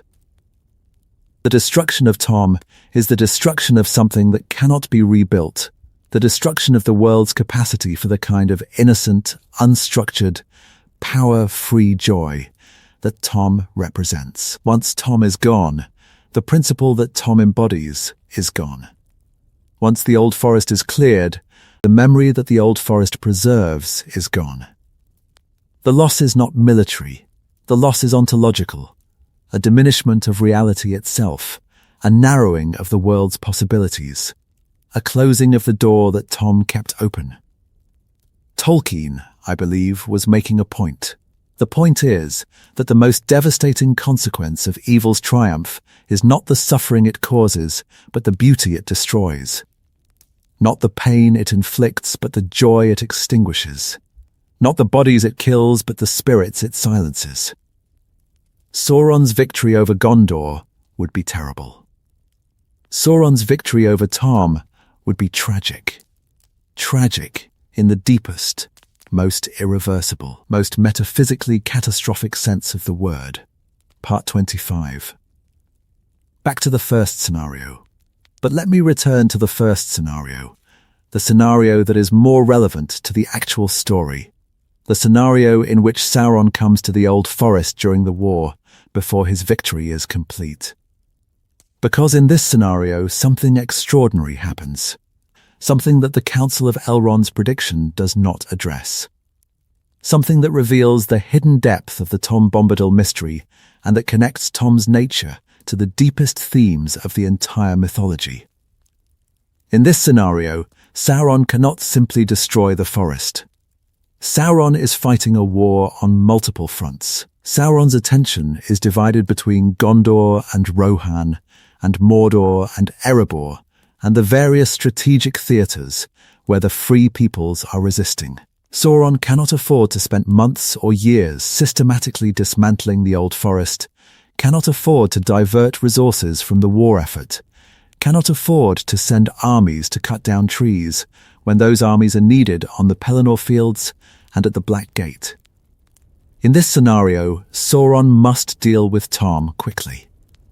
And dealing with Tom quickly is the one thing that Sauron cannot do. Tom cannot be quickly dominated, because Tom's will cannot be dominated at all. Tom cannot be quickly destroyed because Tom's power is rooted in the land itself. Tom cannot be quickly bypassed because Tom's awareness of his territory is total, and Tom will know the moment Sauron enters the forest. The confrontation becomes a stalemate, and the stalemate has consequences. Part 26. The strategic implications. If Sauron comes to the Old Forest for the ring and cannot retrieve it, if Tom's immunity to domination and the forest's hostility to intrusion combine to create an obstacle that Sauron cannot quickly overcome, then the strategic implications are enormous. Sauron has diverted attention and resources to the Old Forest. Sauron is not watching Gondor. Sauron is not watching Rohan. Sauron is not watching the approaches to Mordor, where two hobbits might be crawling toward Mount Doom with the real ring, or where the free peoples might be marshalling their strength for a counterstrike. Tom, without intending to, becomes a strategic asset.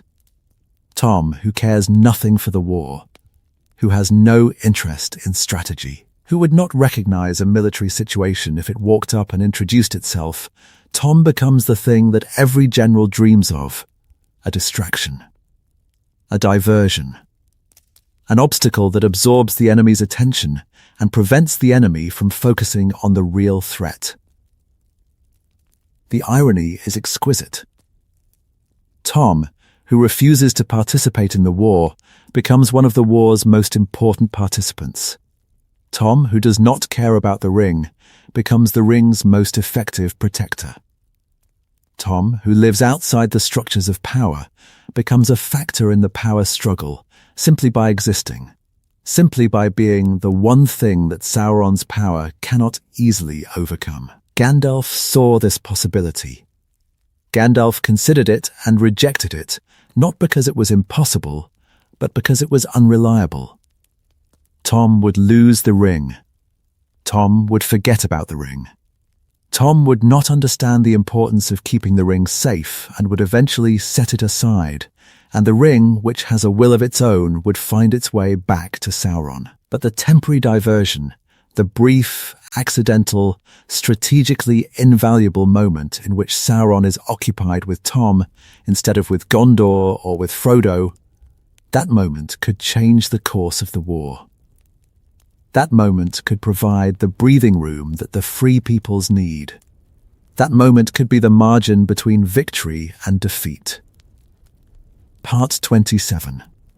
What Goldberry represents. We need to talk about Goldberry, because Goldberry is not a footnote in the Tom Bombadil mystery.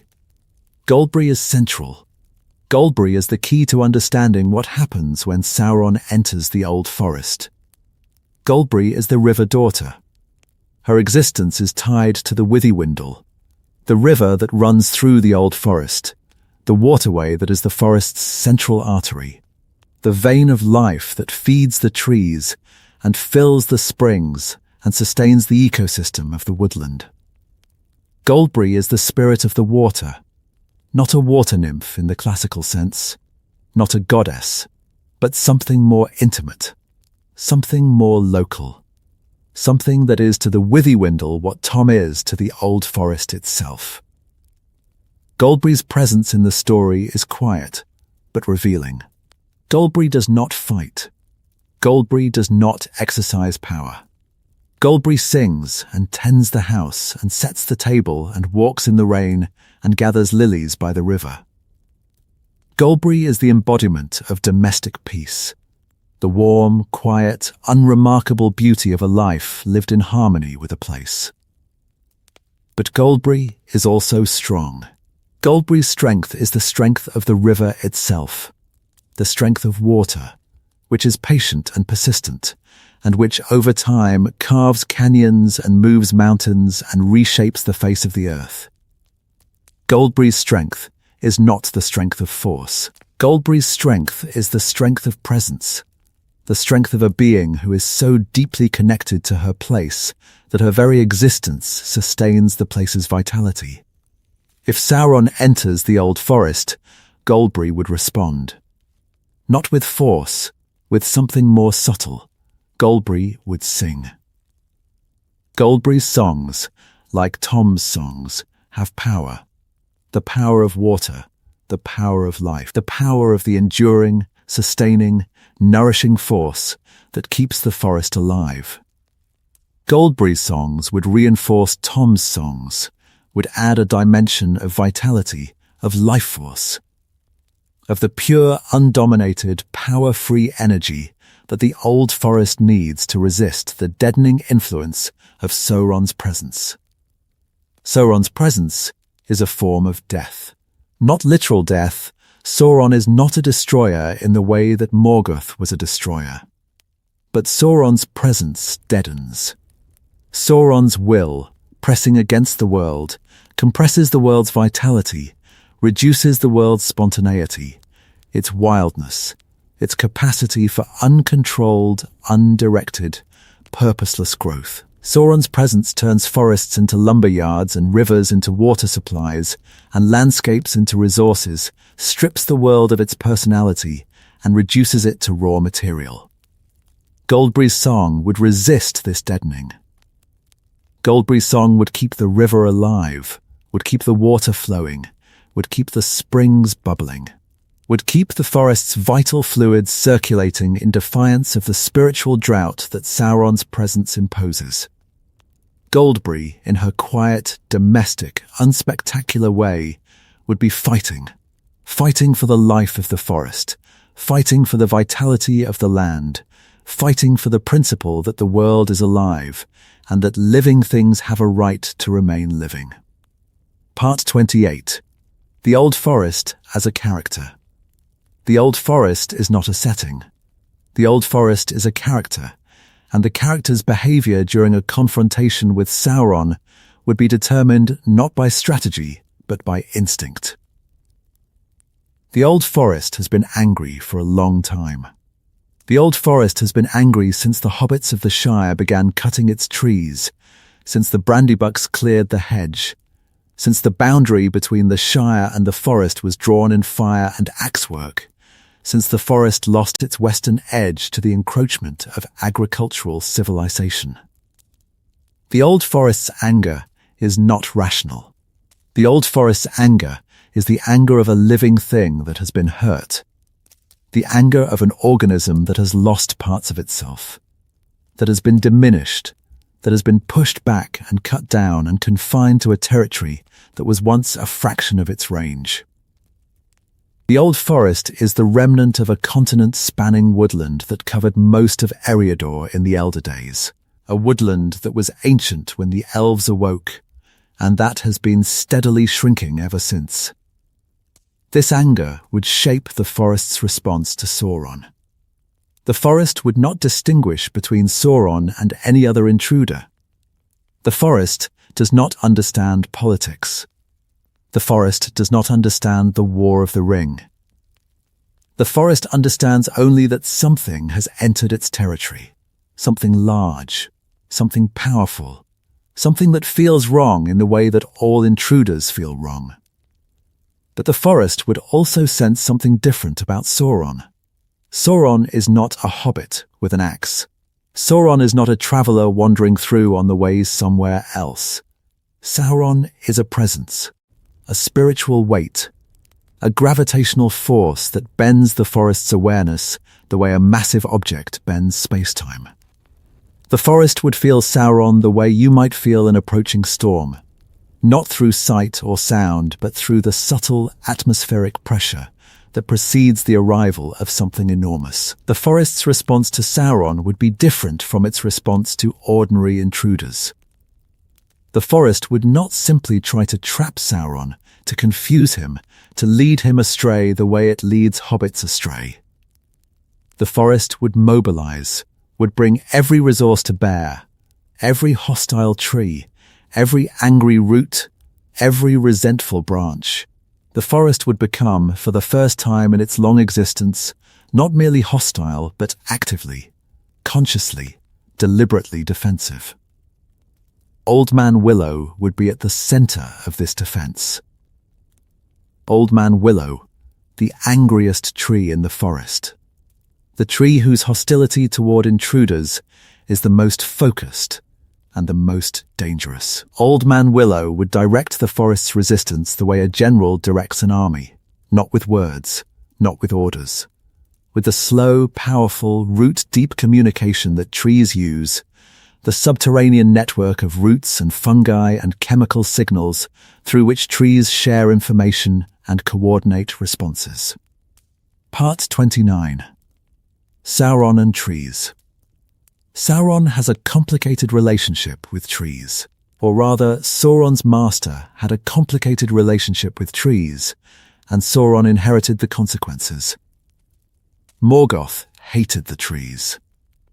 Morgoth hated the two trees of Valinor, Telperion and Laurelin, the silver and the gold, the sources of light that illuminated the blessed realm before the creation of the sun and the moon. Morgoth enlisted Ungoliant, the great spider, the devouring darkness, to destroy the two trees, and the destruction was one of the defining catastrophes of the Elder Days. Sauron does not share Morgoth's visceral hatred of living things. Sauron is more sophisticated, more interested in control than in destruction, more focused on utility than on annihilation. Sauron would not destroy a tree for the pleasure of destruction. Sauron would destroy a tree because the tree was in the way, because the tree occupied space that could be used for something more productive, because the tree represented an uncontrolled element in a world that Sauron is trying to control completely. But Sauron's relationship with the Ents is instructive. The Ents, the tree herds, the guardians of the forests, the ancient beings who tend and protect the woodlands of Middle-earth, are among Sauron's natural enemies. Sauron's program of industrialization, of deforestation, of the conversion of wild landscapes into ordered, productive, controlled environments, this program puts Sauron in direct opposition to everything the Ents represent. Saruman, Sauron's fallen ally, demonstrates what Sauron's approach to forests looks like in practice. Saruman strips the trees around Isengard. Saruman feeds the ancient forests to the furnaces. Saruman replaces the natural landscape with machinery, with pits and wheels and forges, with the industrial apparatus of a wizard who has abandoned wisdom for power. The destruction of Isengard's forests is a preview of what Sauron would do to the Old Forest if given the opportunity and the time. The parallels between Saruman's Isengard and Sauron's Mordor are deliberate.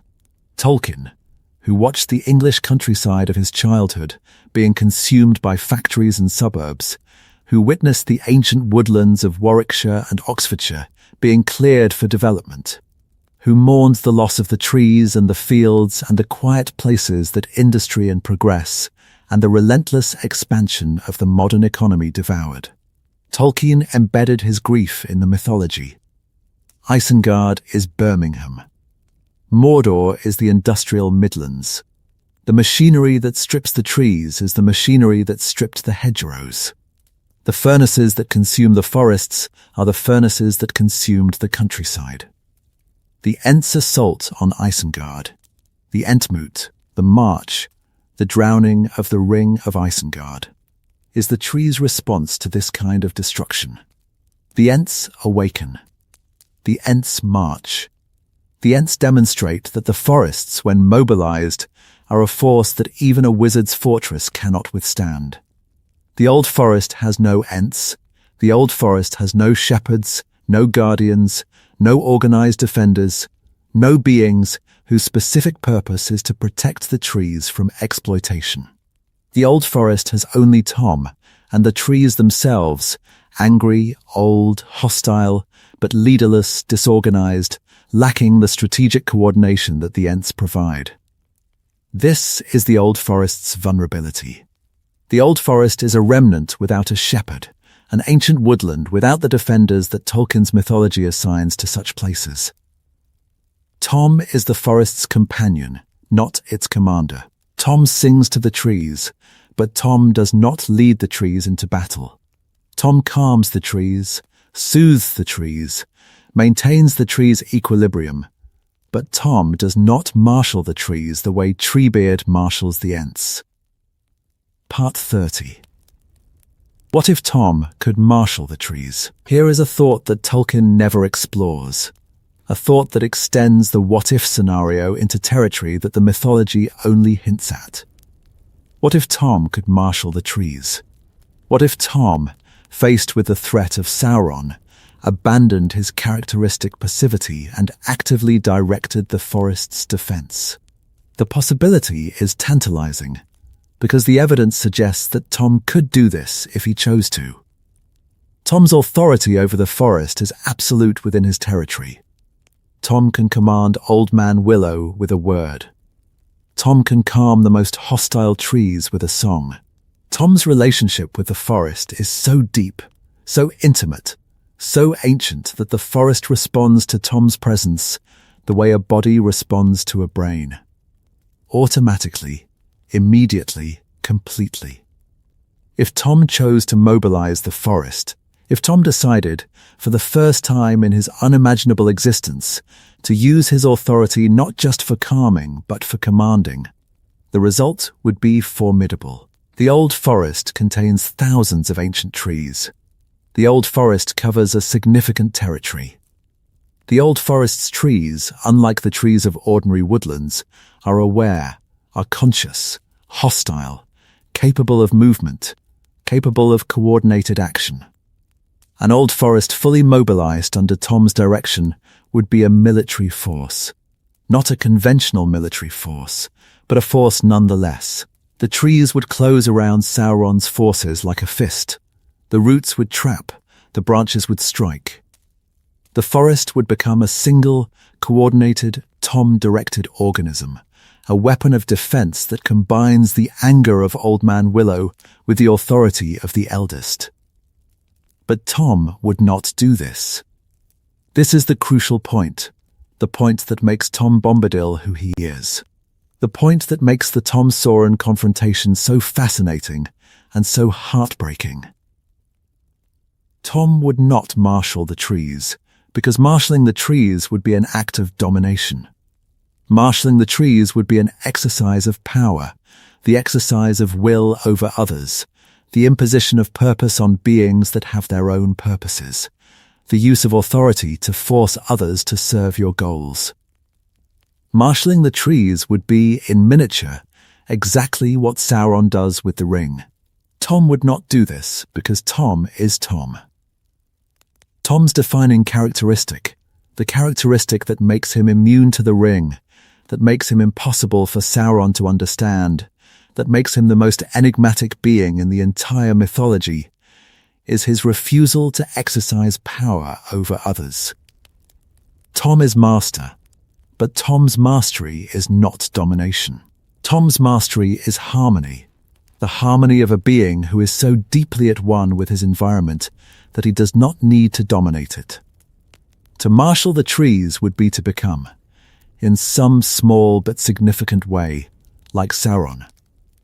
To marshal the trees would be to cross the line that separates Tom's form of mastery from Sauron's form of mastery. To move from harmony to control, from belonging to commanding, from being part of the forest to using the forest. Tom cannot cross this line. Tom's nature does not allow it. Tom's nature is the line, the boundary between mastery as harmony and mastery as domination. Tom cannot become a commander, because Tom's essence is the refusal to command. Tom cannot become a general because Tom's nature is the rejection of generalship. Tom cannot use power, because the moment Tom uses power, Tom stops being Tom. Part 31. The deepest paradox. This is the deepest paradox of the Tom Bombadil mystery. The paradox that Tolkien, I believe, deliberately embedded in the character to illustrate a truth about the nature of good and evil. Tom's immunity to the ring is also Tom's inability to use the ring. Tom's freedom from domination is also Tom's inability to dominate.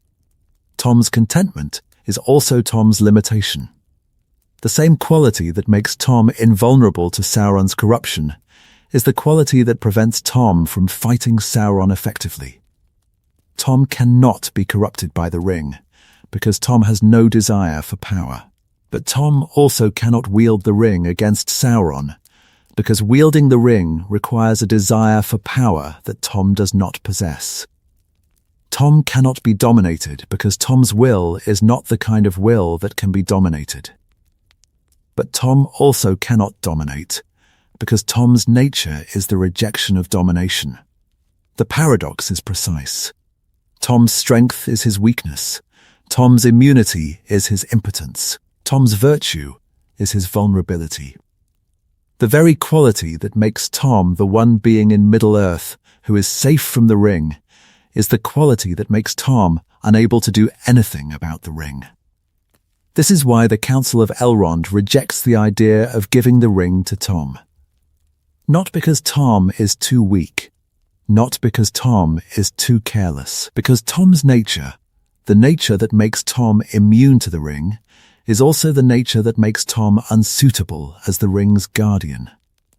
Tom would not guard the ring, because guarding the ring would be an exercise of responsibility, of duty, of the kind of purposeful, goal-oriented action that Tom's nature rejects.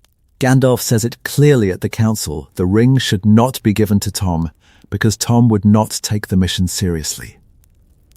Gandalf, who knows Tom personally, who has visited Tom's house, who understands both Tom's extraordinary nature and Tom's extraordinary limitations, Gandalf recognizes that Tom is a different kind of being, a being for whom the categories of duty and responsibility and mission do not apply. Tom is free because Tom has no purpose, and the freedom is both Tom's glory and Tom's limitation. Part 32. What Sauron learns. If Sauron confronts Tom and cannot overcome him, if the confrontation produces a stalemate in which Sauron's power of domination breaks against Tom's power of immunity, then Sauron learns something. And what Sauron learns is terrifying. Sauron learns that there are limits to his power. Not military limits. Sauron has always known that his military power has limits, that armies can be defeated, that fortresses can be taken, that wars can be lost. Sauron learns that there are philosophical limits, limits built into the nature of his power, limits that cannot be overcome by acquiring more power, limits that are fundamental to the kind of power that Sauron wields. Sauron's power is the power of domination. Domination works by finding desires and exploiting them. Domination works by identifying vulnerabilities and attacking them. Domination works because mortal beings have desires that can be exploited and vulnerabilities that can be attacked. Tom has no exploitable desires. Tom has no attackable vulnerabilities. Tom is the exception, the one being in the world who proves that Sauron's power, however vast, is not universal. Tom is the proof that there exists a mode of being that Sauron's philosophy cannot reach, a way of existing in the world that is immune to the mechanisms of domination. This knowledge would infuriate Sauron. Sauron, who craves order, who craves control, who craves the perfect, comprehensive, all-encompassing domination of every living thing, Sauron would find the existence of Tom Bombadil intolerable. Not because Tom threatens Sauron's power, because Tom refutes Sauron's philosophy. Sauron's philosophy says, everything can be controlled. Everything can be dominated. Everything can be brought into the order. The world can be made perfect, can be shaped, organized, systematized until every element serves a purpose and every will is subordinate to the central will. Tom's existence says, no. There is something in the world that cannot be controlled. There is a mode of being that does not participate in the system of domination. There is a way of living that is immune to the ring, immune to the structures of power, immune to the entire framework of mastery and subjugation that Sauron has spent millennia constructing. Part 33. Sauron's Rage. Sauron's response to this revelation would be rage. Cold, calculated, strategically expressed rage. Sauron would not accept the existence of something beyond his control. Sauron's entire identity is built on the premise that everything can be controlled, that the world's apparent chaos is a problem to be solved, that disorder is a flaw to be corrected, that the existence of beings who do not serve is an error to be eliminated. Tom's existence is an affront. Tom's immunity is a humiliation. Tom's cheerful, singing, lily-picking refusal to participate in the structures of power is, to Sauron, the equivalent of a personal insult. A refutation of everything Sauron has built, everything Sauron has worked for, everything Sauron has sacrificed in pursuit of the perfect order. Sauron's rage would not be hot. Sauron's rage would be cold. The cold, patient, methodical rage of a being who has spent millennia building a system and who will not allow one anomaly to invalidate the system. Sauron would file Tom away, would categorize Tom as a problem to be solved later, after the war, after the ring is recovered, after the free peoples are crushed and the world is reordered according to Sauron's design. Sauron would leave the Old Forest. Sauron would return to the war. Sauron would redirect his attention to the strategic theatres that demand it, to Gondor, to Rohan, to the Nazgul's hunt for the ring in the wider world. But Sauron would not forget. Sauron would remember the forest. Sauron would remember Tom. Sauron would remember the humiliation of meeting a being that his power cannot touch. And Sauron would plan. Sauron would plan the destruction of the Old Forest the way Saruman planned the destruction of the forests around Isengard, systematically, comprehensively, with the methodical thoroughness of a being who cannot tolerate the existence of something beyond his control. The Old Forest would be high on Sauron's list. When the war is won, if the war is won, the Old Forest would be among the first places that Sauron destroys. Not because the forest is a military threat, because the forest is a philosophical threat, because Tom's existence in Sauron's world is intolerable. Part 34. The parallel with Saruman. The scenario of Sauron destroying the Old Forest has a parallel in the story, a parallel that Tolkien clearly intended and that illuminates the deeper meaning of both events. Saruman destroys the trees around Isengard. Saruman, who was once the wise, the white, the head of the Astari, Saruman falls to the same temptation that Sauron fell to, the love of order, the desire for control, the belief that the world should be reshaped according to the will of the one who holds power. Saruman's fall is Sauron's fall in miniature, a smaller, more personal, more pitiful version of the same corruption.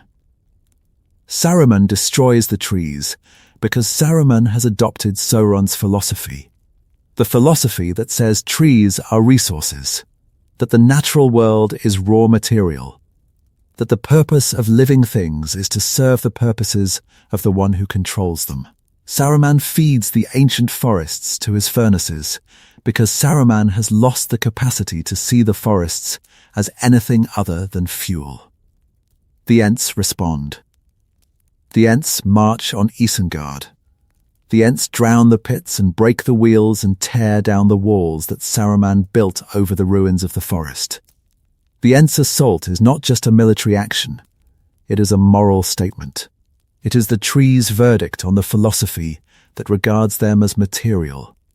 It is the natural world's rejection of the ideology that would reduce the world to an instrument of power. The old forest has no Ents. But the old forest has Tom, and Tom, in his own way, represents the same principle that the Ents represent.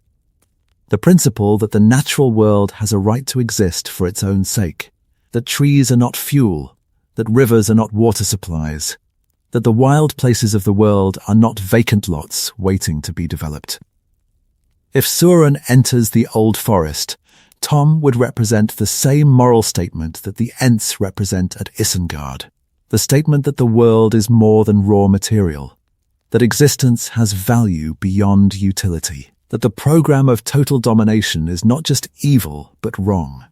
Wrong in the deepest sense, wrong about the nature of reality, wrong about the purpose of existence, wrong about the relationship between power and meaning. Part 35. Scenario 3. Sauron comes for Tom. There is a third scenario, the darkest and most speculative of the three.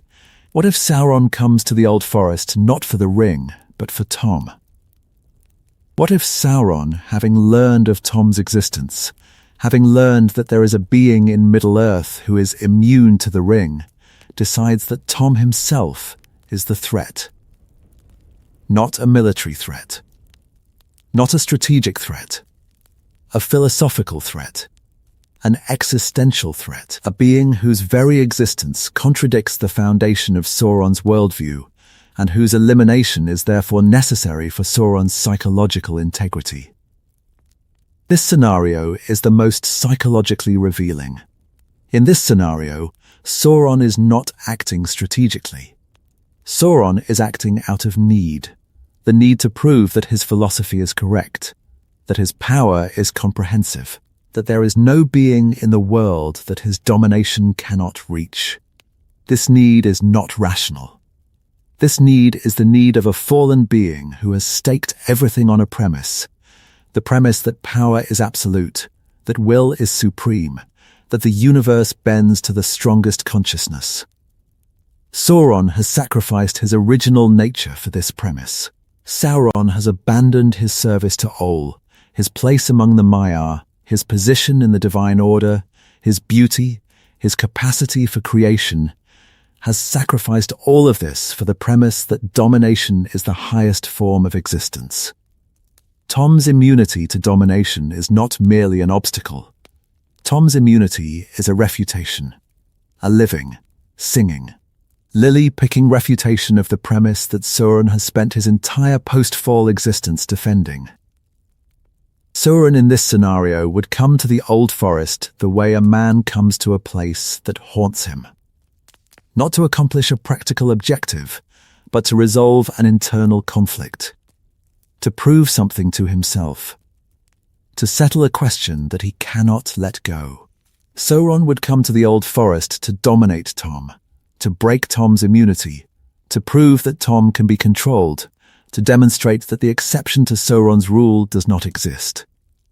The confrontation in this scenario would be intensely personal. Not a battle, a test. Sauron would apply his full power to Tom, not the military power of armies and Nazgul, but the spiritual power of a Maya. The concentrated will of a being who once sang the world into existence, and who now presses the full weight of that creative power against a single, cheerful, incomprehensible target. And Tom would resist, not through counterforce, through being. Tom would resist Sauron the way a mountain resists the wind, not by pushing back, but by remaining. Tom's resistance would be the resistance of identity, the resistance of a being whose nature is so fundamental, so deeply rooted, so irreducibly itself, that no external force can change it. Part 36. The nature of Tom's resistance. Tom's resistance to Sauron would not be heroic in the conventional sense. Tom's resistance would not involve courage or sacrifice, or the dramatic tension of a will that might break.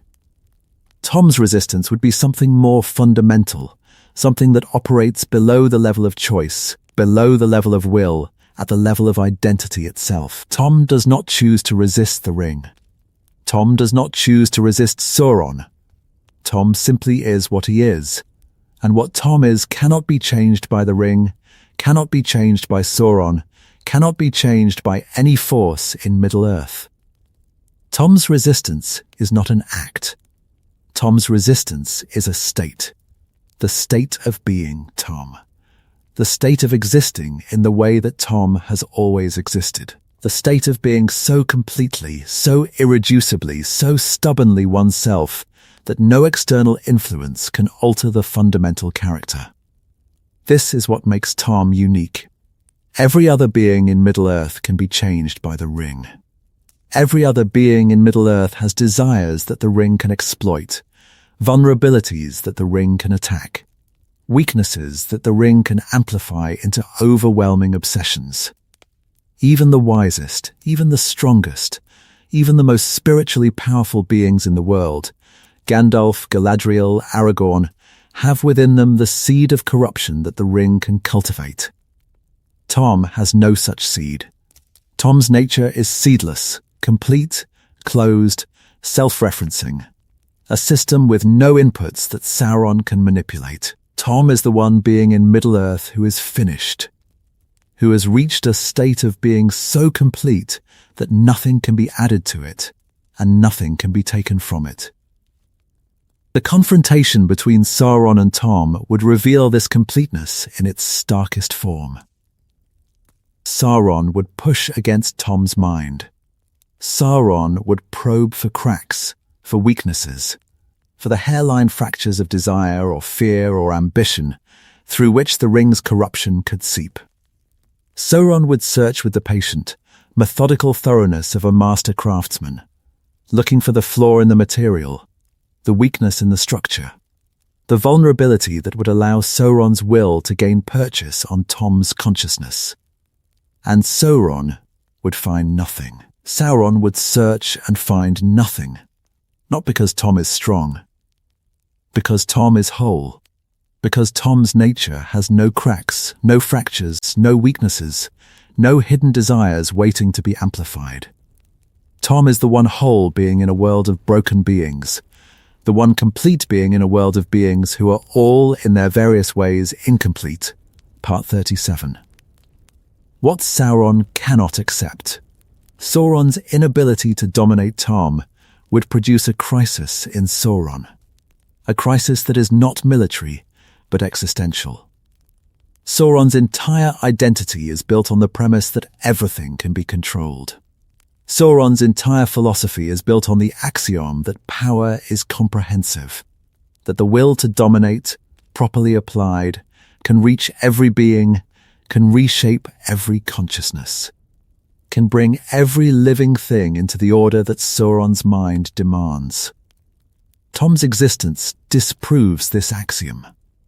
Tom's immunity to the ring, Tom's resistance to Sauron's will, Tom's cheerful, unshakable, infuriatingly casual refusal to be dominated, all of this proves that Sauron's philosophy is wrong. Not partially wrong. Fundamentally wrong. Wrong in its most basic assumption. The assumption that power is the fundamental reality, that domination is the natural relationship between beings, that the world can be comprehensively controlled. Sauron cannot accept this. Sauron cannot accept that his philosophy is wrong, because accepting that his philosophy is wrong would require Sauron to reconsider everything. To reconsider the fall from all service, to reconsider the alliance with Morgoth, to reconsider the forging of the ring, to reconsider the thousands of years of war and cruelty and domination that have defined Sauron's existence since the beginning of the Second Age. Sauron would rather destroy Tom than accept what Tom's existence means.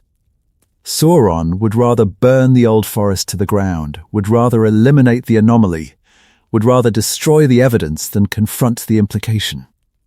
This is the nature of evil in Tolkien's mythology. Evil is not simply the desire to do harm. Evil is the inability to accept the limitations of one's own power.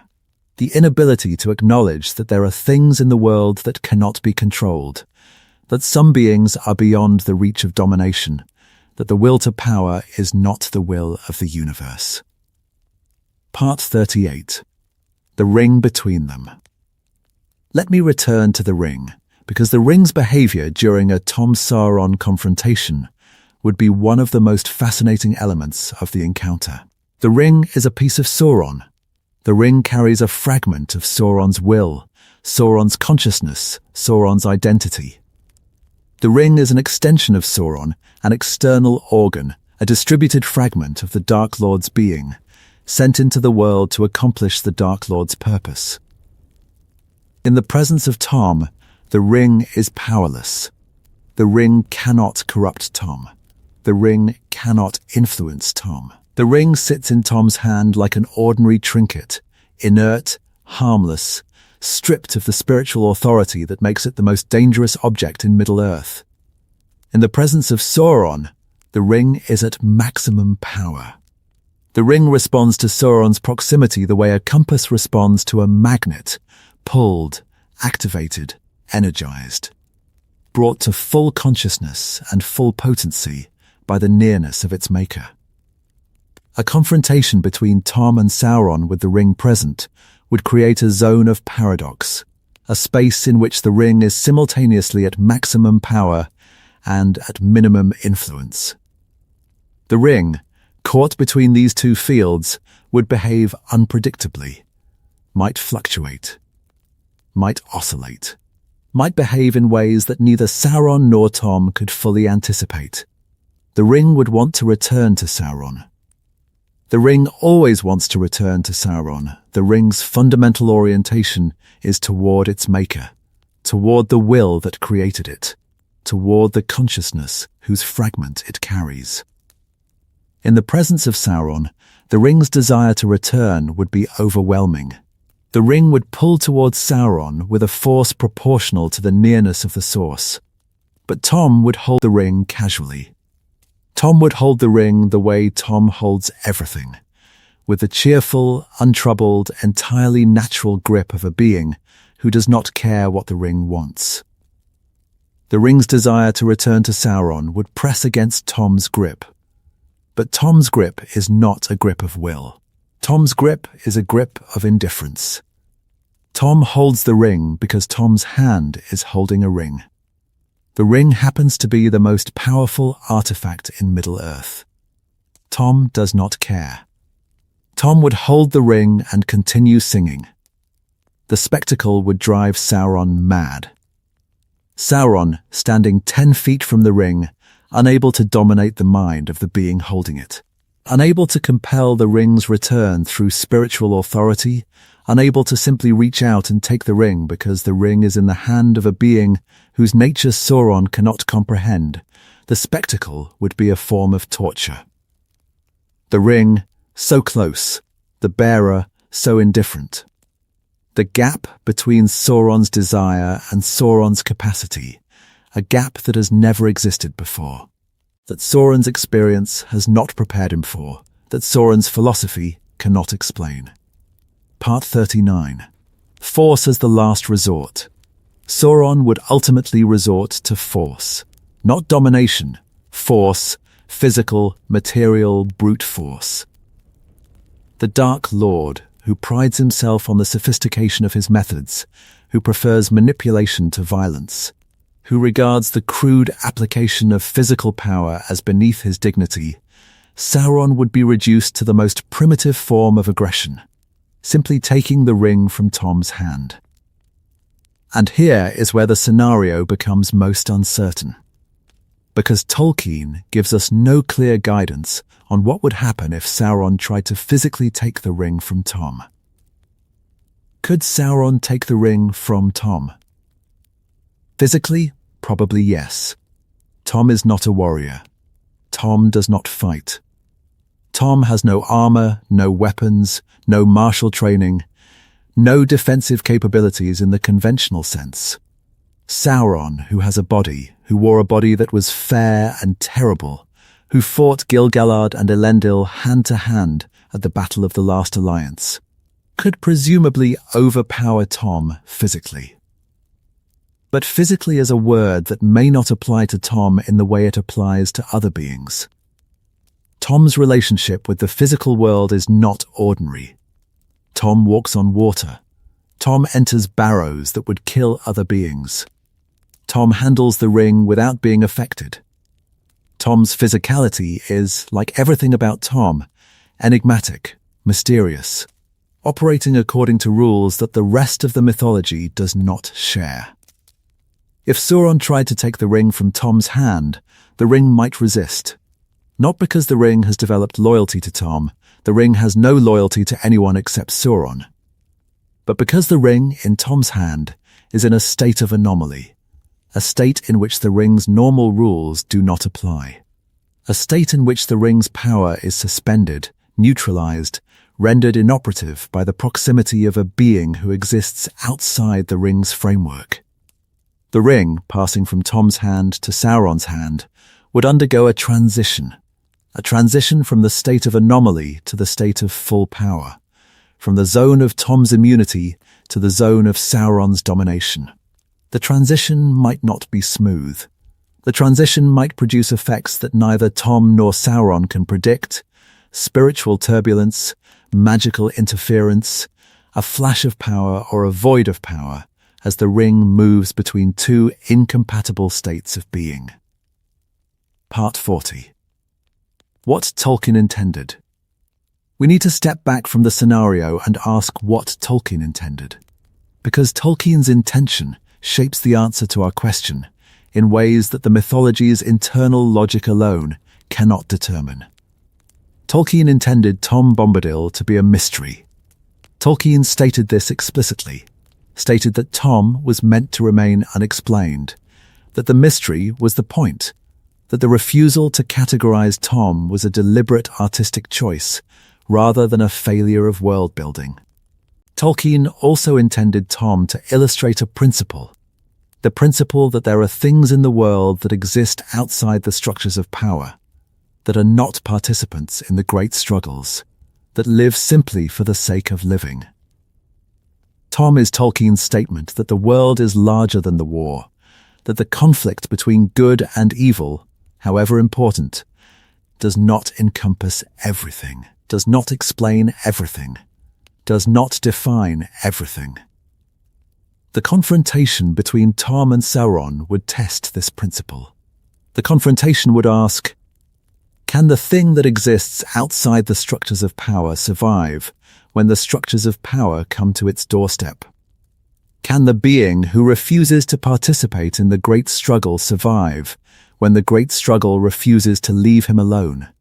Tolkien's answer, implied by the Council of Elrond, expressed through Gandalf's prediction, is bittersweet. Tom can survive the conflict, but not the victory. Tom can endure the confrontation, but not the conquest. Tom can resist Sauron's will, but not Sauron's triumph. The answer is a reflection of Tolkien's experience, the experience of a man who lived through 2 world wars, who watched the English countryside he loved being transformed by industrialization, who saw the ancient, beautiful, wild places of England being paved over and built up and reduced to the raw material of an economy that valued efficiency over beauty. Tom Bombadil is the English countryside. Tom Bombadil is the ancient woodland, the wildflower meadow, the unpaved path, the stream that runs through the hollow.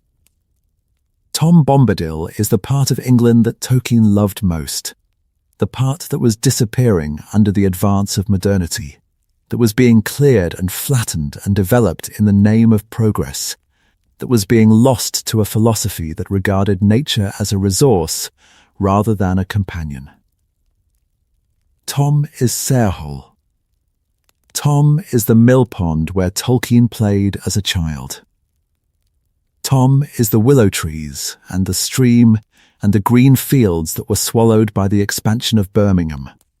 The fields that Tolkien remembered with an ache that he carried his entire life. The fields that he recreated in the Shire and in the Old Forest and in every green, quiet, beautiful place that his mythology describes and mourns. Sauron is the philosophy that destroys Tom. Sauron is the ideology of total control, the belief that the world exists to be exploited, that nature exists to be dominated, that every tree is potential lumber and every river is potential power, and every wild place is potential real estate.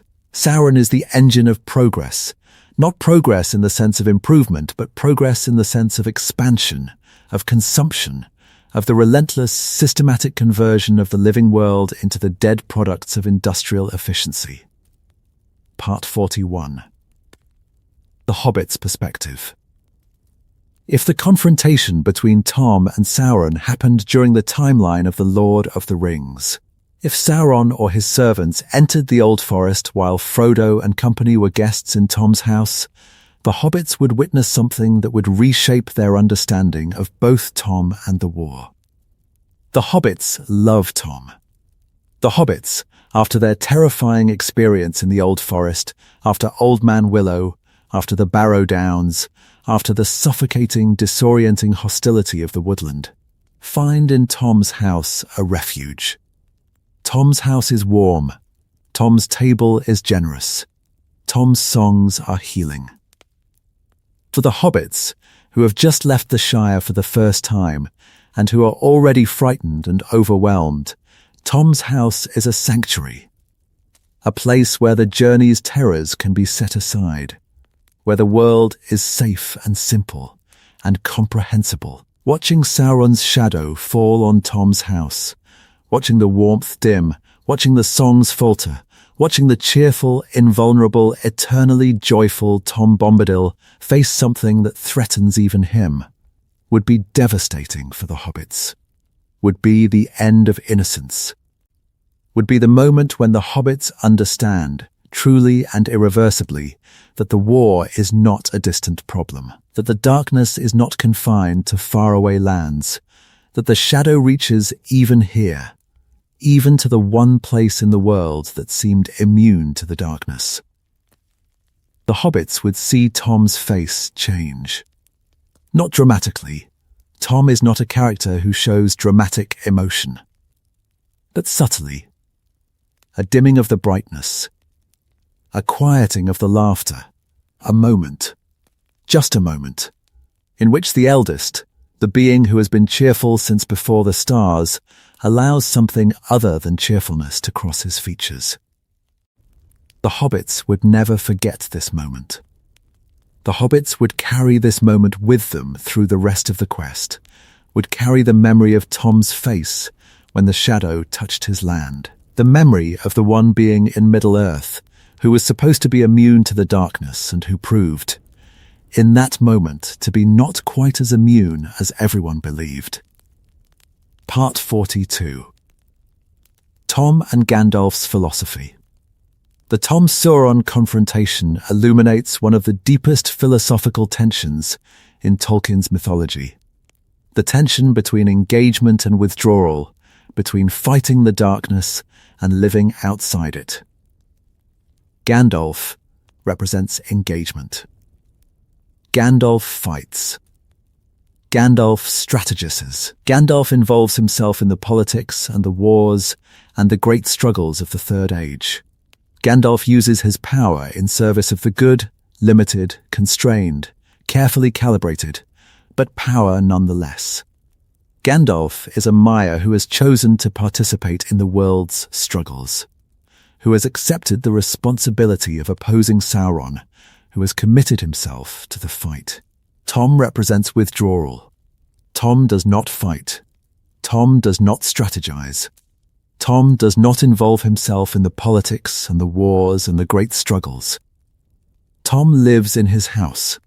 Tom sings his songs. Tom walks in the forest. Tom's choice is the choice of non-participation. The choice to live outside the structures of power, to exist in a space that the war cannot reach. to maintain a way of life that is independent of the conflict's outcome. The tension between these two approaches is the tension between two legitimate moral positions, two ways of responding to evil that are both defensible and both limited. Gandalf's approach is effective but costly. Gandalf fights Sauron, and the fight produces results, produces victories, produces alliances, produces the strategic situation that ultimately leads to the ring's destruction. But Gandalf's approach also requires Gandalf to use power, to exercise authority, to make strategic decisions, to treat people as means to an end. Gandalf's approach works within the framework of power, and working within the framework of power means accepting the framework's limitations and corruptions. Tom's approach is pure but impotent. Tom does not fight Sauron, and the refusal to fight keeps Tom clean, keeps Tom uncorrupted, keeps Tom free of the compromises and the strategic calculations that the fight requires. But Tom's approach also means that Tom contributes nothing to the fight, provides no assistance, offers no resistance, takes no action that might alter the balance between good and evil. The confrontation between Tom and Sauron would force this tension into the open, would reveal that Tom's withdrawal, however pure, is not sufficient. Tom's withdrawal protects Tom. Tom's withdrawal does not protect the world. And when the world's darkness comes to Tom's doorstep, Tom's withdrawal becomes Tom's vulnerability, becomes the thing that prevents Tom from responding effectively, that leaves Tom singing in a forest that is slowly being destroyed around him. Part 43. The Shire Connection. The Old Forest borders the Shire. This geographical fact has implications for the Tom-Sauron confrontation that most fans overlook.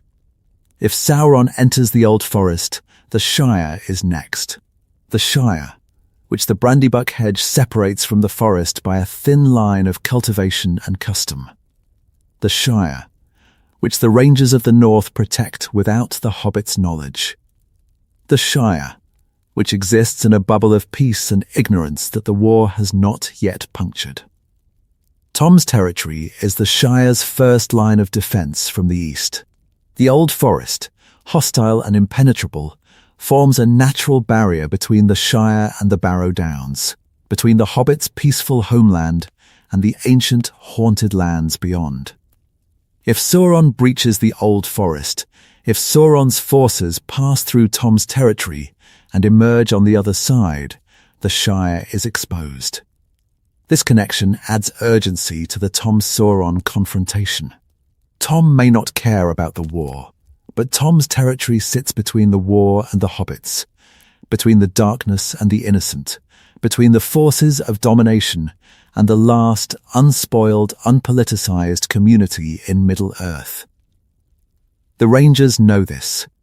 Aragorn, who has spent years protecting the Shire's borders, who has walked in the wild places between civilization and shadow. Aragorn understands the strategic geography. The Old Forest is not just Tom's home. The Old Forest is a buffer, a zone of ancient, hostile wilderness that discourages passage, that deters invasion, that protects the Shire from threats that the hobbits do not know exist. Halbarad and the Dunedain patrol this region. The Rangers of the North, for generations, have maintained the watch between the Shire and the outside world, have walked the roads, guarded the borders, fought the wolves and the orcs and the occasional warg rider who ventured too close to the hobbits' undefended homeland. The Rangers know about the Old Forest. The Rangers know about Tom. The Rangers factor both into their calculation of the Shire's security, factor in the forest's hostility to intruders, factor in Tom's presence as a stabilizing force, factor in the entire eastern buffer zone as a component of the defensive perimeter that keeps the Shire safe. If Sauron enters the Old Forest, the buffer is gone. If Sauron breaks through the forest, or worse, if Sauron destroys the forest, the Shire is naked. The hobbits, who have lived for centuries in blissful ignorance of the dangers that surround them, would find themselves on the frontier of Sauron's expanding dominion, exposed, defenseless, ripe for the kind of quiet, methodical conquest that Saruman later achieves during the Scouring. Part 44. Tom would not warn the Shire. Here is a fact that fans find difficult to accept. If Sauron entered the Old Forest, Tom would not warn the Shire. Tom would not send a message. Tom would not dispatch a rider. Tom would not walk to the Brandywine Bridge and tell the hobbits that danger was coming from the east. Tom would not do this because Tom does not think in terms of warning, does not think in terms of danger, does not think in terms of the strategic implications of events that happen in his territory. Tom's awareness is local. Tom knows everything that happens in the Old Forest. Tom knows every tree, every stone, every creature that moves through his territory. But Tom's awareness stops at the boundary. Tom does not watch the Shire. Tom does not monitor the wider world. Tom's consciousness is bounded by his territory, immensely detailed within that territory, effectively non-existent outside it. This is the cost of Tom's withdrawal.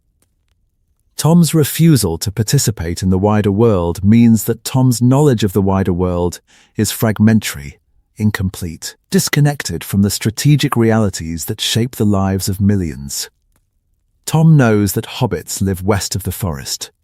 Tom does not know, or does not care, that those hobbits are in danger, that the hobbits' world is about to change, that the peace of the Shire depends on a chain of protections that Tom's defeat would break. Gandalf understood this limitation. When Gandalf rejected the idea of sending the ring to Tom, Gandalf was not just worried that Tom would lose the ring. Gandalf was worried that Tom would not understand the consequences of losing the ring, would not understand that the loss of the ring would mean the destruction of the Shire, the fall of Gondor, the enslavement of the free peoples. Tom does not think in these terms. Tom's world is his territory. Everything beyond his territory is, to Tom, someone else's concern. The limitation is tragic. The limitation means that Tom, for all his ancient wisdom, for all his unique perspective, for all the insight that his immeasurable age has given him, Tom is blind to the wider world. Tom's vision is microscopic, infinitely detailed at the local level, effectively absent at the global level. Tom sees every leaf on every tree in his forest. Tom does not see the forest beyond the forest. Part 45. The Barrow Downs. The Tom-Sauron confrontation would spill over into the Barrow Downs, the ancient burial mounds east of the Old Forest, the haunted hills where the kings of Cardolan were buried and where the Barrow Wights now dwell. The Barrow Downs are part of Tom's territory. Tom patrols the Barrow Downs. Tom rescues travelers from the Barrow Wights. Tom maintains a presence on the Downs that keeps the Wights contained, prevents them from spreading, from multiplying, from extending their influence beyond the Barrows into the wider world. The Barrow Wights are Sauron's creatures, or rather, the Witch King's creatures. Spirits from Angmar that the chief of the Nazgul sent to inhabit the Barrows and to corrupt the burial places of the Dadain. The Wights are hostile spirits, parasitic presences that feed on the dead and prey on the living, that use the burial goods of ancient kings as bait to lure travelers into the Barrows and trap them there. Tom's relationship with the Wights is one of containment. Tom does not destroy the Wights. Tom does not cleanse the Barrows. Tom maintains a balance, keeps the Wights in check, prevents the Wights from becoming a larger problem, maintains the boundary between the Wights' territory and the Forest's territory. If Sauron entered the Old Forest, the Wights would respond to their master's proximity. The Wights, which are bound to Sauron through the chain of command that runs from Sauron through the Witch King to the spirits of Angmar, would feel Sauron's presence and would be energized by it, would become more active, more aggressive, more dangerous. The Barrow Downs would become hostile territory, more hostile than usual, more dangerous than the already considerable danger that the Whites represent. The Whites, strengthened by Sauron's presence, would push against Tom's containment, would test the boundaries, would probe the defences, would attempt to expand their territory into the forest and beyond. Tom would find himself fighting on two fronts, defending the forest against Sauron and defending the boundary against the emboldened Whites. The dual threat would stretch Tom's capacity, would force Tom to divide his attention, to split his songs between the forest and the downs, to maintain two defences simultaneously against two manifestations of the same darkness. Part 46. The River.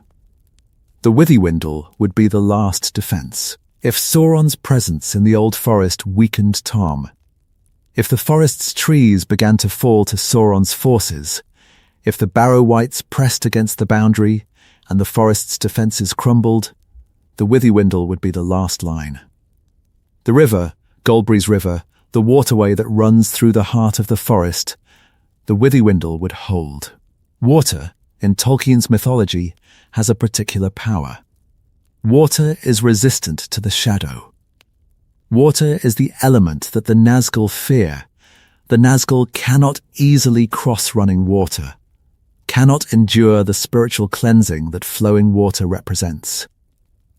The flood at the ford of Bruinen, the flood that Elrond commands, that sweeps the Nazgul away as they pursue Frodo toward Rivendell, is water's most dramatic assertion of its anti-shadow properties. The Nazgul, the most feared servants of the darkest power in Middle-earth, are broken by a river. Water is the element of Olmo, the Valar of the seas, the one among the Valar who never fully withdrew from Middle-earth, and who maintained his watch over the peoples of the world long after the other Valar retreated to the west. Olmo's power runs through every river, every stream, every spring in the world. Water carries Olmo's blessing, carries the memory of the music of the Aina, carries the echo of the themes that shaped the world, carries the ancient, sustaining, life-giving power that Olmo invested in the element he loves. The Withywindle is Goldberry's domain. The river is alive in the way that the forest's trees are alive with consciousness, with presence, with a spiritual vitality that derives not from Sauron's kind of power, but from the older, deeper, more fundamental power of the natural world. The Withywindle carries the memory of rain, of clouds and mountains, and the great cycle of water that sustains all life. That predates all civilization, that will continue long after the last kingdom falls. Sauron could corrupt many things. Sauron could dominate many minds. Sauron could break many wills. But Sauron would find the river difficult. Not impossible, in the scenario where Sauron has already won, where Sauron has all the time and all the resources he needs. Even the river would eventually be dammed and diverted and destroyed. But in the scenario where Sauron is fighting a war, where Sauron's attention is divided, where the confrontation with Tom is one front among many, the river would hold. Goldberry would hold the river. Goldberry, singing by the banks, calling to the water, maintaining the flow. Goldberry would keep the river alive the way a nurse keeps a patient alive, the way a gardener keeps a plant alive, with constant, attentive, loving care that sustains the river's vitality against the deadening influence of Sauron's presence. The river would be the final boundary, the line beyond which Sauron's influence could not easily pass, the barrier that protected the last innermost heart of Tom's territory from the encroachment of the shadow. Tom's house sits by the Withywindle. Tom's house is protected by the river, and the river, flowing and alive and resistant to the shadow, would be the last defense that Sauron's wartime forces could not easily break. Part 47. Tom after the war. Let me fast forward. Let me imagine the aftermath. The world after the ring is destroyed, after Sauron is defeated, after the shadow lifts from Middle-earth.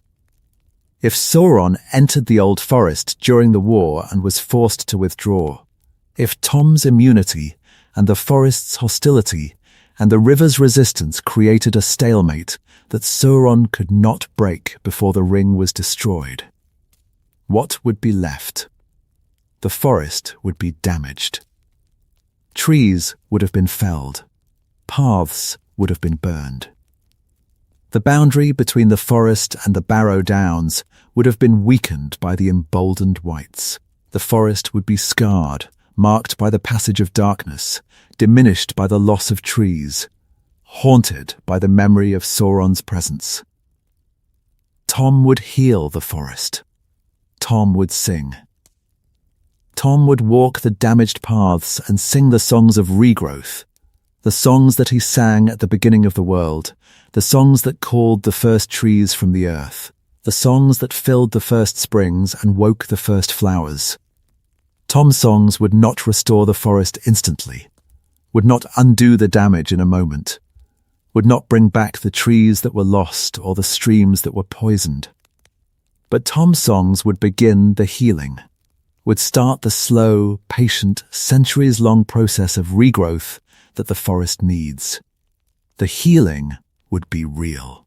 This is something that Tolkien believed deeply, that the damage inflicted by the forces of domination can be healed, that the natural world has a resilience that outlasts the powers that wound it, that the trees grow back and the rivers run clean again, and the earth, given time and care and the attention of beings who love it, recovers from even the deepest scars. Sam plants a mullein tree in the Shire. The tree grows from the gift that Galadriel gave him, grows in the place where the party tree once stood, grows golden and beautiful in the middle of the Shire's reconstruction. The mullein is a symbol of hope, a symbol that the damage can be repaired, that the beauty can be restored, that the scars of the war do not have to be permanent. Tom's work in the Old Forest after the war would be the same kind of work. Quieter, longer, less visible, but the same in principle. Tom would plant. Tom would tend.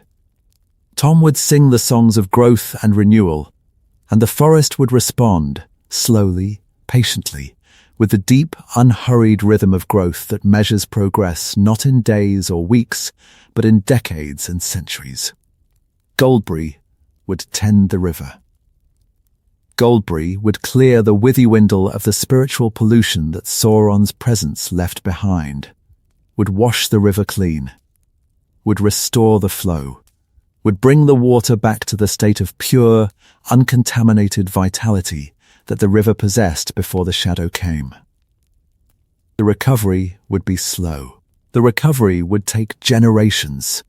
Generations of singing, of walking, of tending, of the patient, unhurried, utterly Bombadil-esque work of restoration that does not care about deadlines or efficiency or the demands of a world that has moved on. The world would move on. Aragorn would become king. Gondor would be restored. The Fourth Age would begin. The great events of the post-war world would unfold without Tom's knowledge or participation, because Tom's awareness stops at the boundary, because Tom's world is his territory, because the recovery of the forest is, for Tom, the only work that matters. Part 48. The Ents and Tom. There is a question buried in the Tom-Sauron confrontation that fans rarely ask. Would the Ents come? The Ents, Treebeard and his kin, the shepherds of the forests, the guardians of the trees, are aware of the Old Forest. Treebeard mentions the Old Forest in conversation with Merry and Pippin. Treebeard knows that the Old Forest is a remnant, knows that the trees there are old, angry, and ungoverned. Treebeard considers the Old Forest's trees to be wild, untended, unshepherded, left to their own devices for too long. If Sauron entered the Old Forest, if the news reached Fangorn, if Treebeard learned that a Dark Lord was attacking one of the last remnants of the ancient woodlands, would the Ents march? The answer, I think, is no. Not because the Ents would not care. The Ents care deeply about trees, about forests, about the ancient woodlands that they were created to protect. But because the Ents are slow to act, because the distance between Fangorn and the Old Forest is enormous, and because the Ents' decision to march on Isengard was itself an exception, a break from the Ents' long, slow, deliberate approach to decision-making that was produced by extraordinary circumstances. The Ents marched on Isengard because Saruman was destroying their trees. Their trees. The trees of Fangorn. The trees that the Ents personally tended and knew and loved. The Old Forest's trees are not the Ents' trees. The Old Forest's trees are wild, ungoverned, unshepherded, as foreign to the Ents of Fangorn as a pack of feral dogs would be to a kennel master. The Ents might grieve for the Old Forest. The Ents might mourn its loss, but the Ents would not march across hundreds of miles of open country to defend a forest that they have no personal connection to, especially during a war in which the Ents themselves are already engaged. Tom would be alone. Tom and Golberry and the trees and the river, alone against whatever Sauron chose to bring against them. No allies, no reinforcements, no external support. Just Tom in his forest, singing the songs that he has always sung, maintaining the defense that he has always maintained, being Tom in the face of a darkness that the rest of the world is simultaneously fighting on a dozen other fronts. The loneliness of Tom's position is part of the tragedy. Tom chose solitude. Tom chose withdrawal. Tom chose to live within his boundaries and to let the world beyond the boundaries take care of itself. And now the consequence of that choice is manifest. When the darkness comes to Tom's doorstep, no one comes to help. Not because no one cares, because no one can.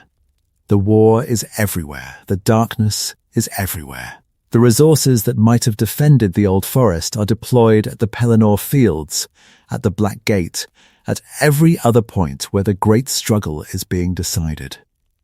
Tom is alone because Tom chose to be alone. And the aloneness, which was once Tom's freedom, is now Tom's prison. Part 49. The Fourth Age. In the Fourth Age, the age that begins with the destruction of the Ring and the defeat of Sauron, Tom's position changes. Not immediately, not dramatically, but fundamentally. The Fourth Age is the age of men. The elves are leaving Middle-earth, sailing west, withdrawing from the world, taking with them the beauty and the power and the ancient knowledge that sustained the Free Peoples through the long struggle against the Shadow. The dwarves are retreating into their mountains. The Ents are dwindling, growing fewer, growing sleepier, growing more tree-ish with each passing century. Tom remains. Tom, who was here before the elves, who was here before the dwarves, who was here before the Ents and the Rings and the Dark Lords and the wars, Tom remains. Tom continues. Tom sings his songs and walks his paths and tends his lilies, unchanging, undiminished, stubbornly, inexplicably present in a world that is moving on without him. But the world of the Fourth Age is a different world. The world of the Fourth Age is a world without the Ring, without the Nazgul, without the shadow of Sauron hanging over everything. The world of the Fourth Age is a world in which the immediate existential threat has been removed, in which the great evil has been defeated and the free peoples are free to rebuild. In this world, Tom's position is more secure than it has been in centuries. The Barrow Wights, deprived of the Witch King's authority, grow weaker. The spiritual threat from the east diminishes. The old forest, no longer pressed by the shadow's ambient malice, begins to recover, begins to grow, to spread, to reclaim the territory that it lost to axes and fire.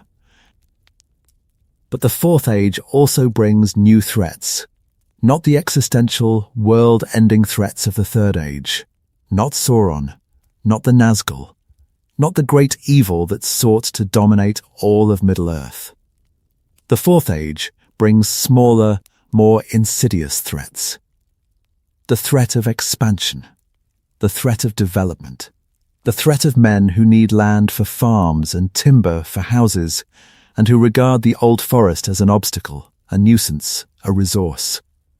Tom would face these threats the way Tom faces everything, with song, with presence, with the stubborn, unshakable, infuriatingly passive resistance of a being who simply continues to exist. Tom would not fight the farmers. Tom would not marshal the trees against the woodcutters.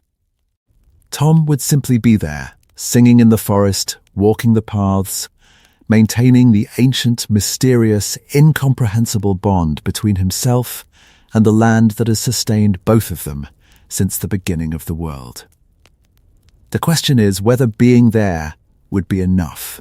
In the Third Age, Tom's presence was enough to maintain the forest, enough to keep the trees alive, to contain the wights, to sustain the balance. In the Fourth Age, with the elves gone and the rangers disbanded and the hobbits' shire expanding and the world of men growing and changing and spreading, would Tom's presence still be enough? Part 50. What the confrontation reveals. Let me step back from the scenario and ask what the confrontation between Tom and Sauron reveals, not about the characters, but about Tolkien's mythology. The confrontation reveals that power is not the only force in the world.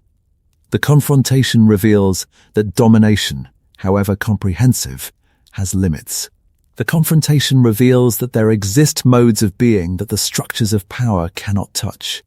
Modes of being that are immune to the ring, immune to the Dark Lord, immune to the entire framework of mastery and subjugation that defines the Third Age.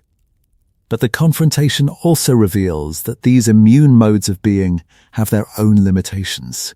Tom cannot fight Sauron because fighting would require Tom to exercise power, and exercising power would make Tom into something other than what Tom is. Tom cannot save the world because saving the world would require Tom to engage with the world, and engaging with the world would compromise the withdrawal that makes Tom unique. The confrontation reveals a tension at the heart of Tolkien's moral vision, a tension between purity and effectiveness, between withdrawal and engagement, between the integrity of the saint who refuses to sully his hands and the necessity of the soldier who must sully his hands in order to protect what he loves. Gandalf resolves this tension by choosing engagement. Gandalf sullies his hands. Gandalf exercises power. Gandalf makes strategic decisions and manipulates events and uses the weapons of the world, including violence, including deception, including the careful, limited, ethically constrained use of force in service of the good. Gandalf is effective. But Gandalf is also compromised, not corrupted, not fallen, but touched by the world's messiness, marked by the compromises that engagement requires. Tom resolves the tension by choosing withdrawal. Tom keeps his hands clean. Tom refuses to exercise power. Tom maintains his integrity, his immunity, his contentment, his unshakable identity. Tom is pure. But Tom is also impotent, unable to help, unable to contribute, unable to participate in the great struggle that determines the fate of the world he lives in. Frodo sits between these two positions. Frodo is neither Gandalf nor Tom, neither the fully engaged wizard nor the fully withdrawn hermit.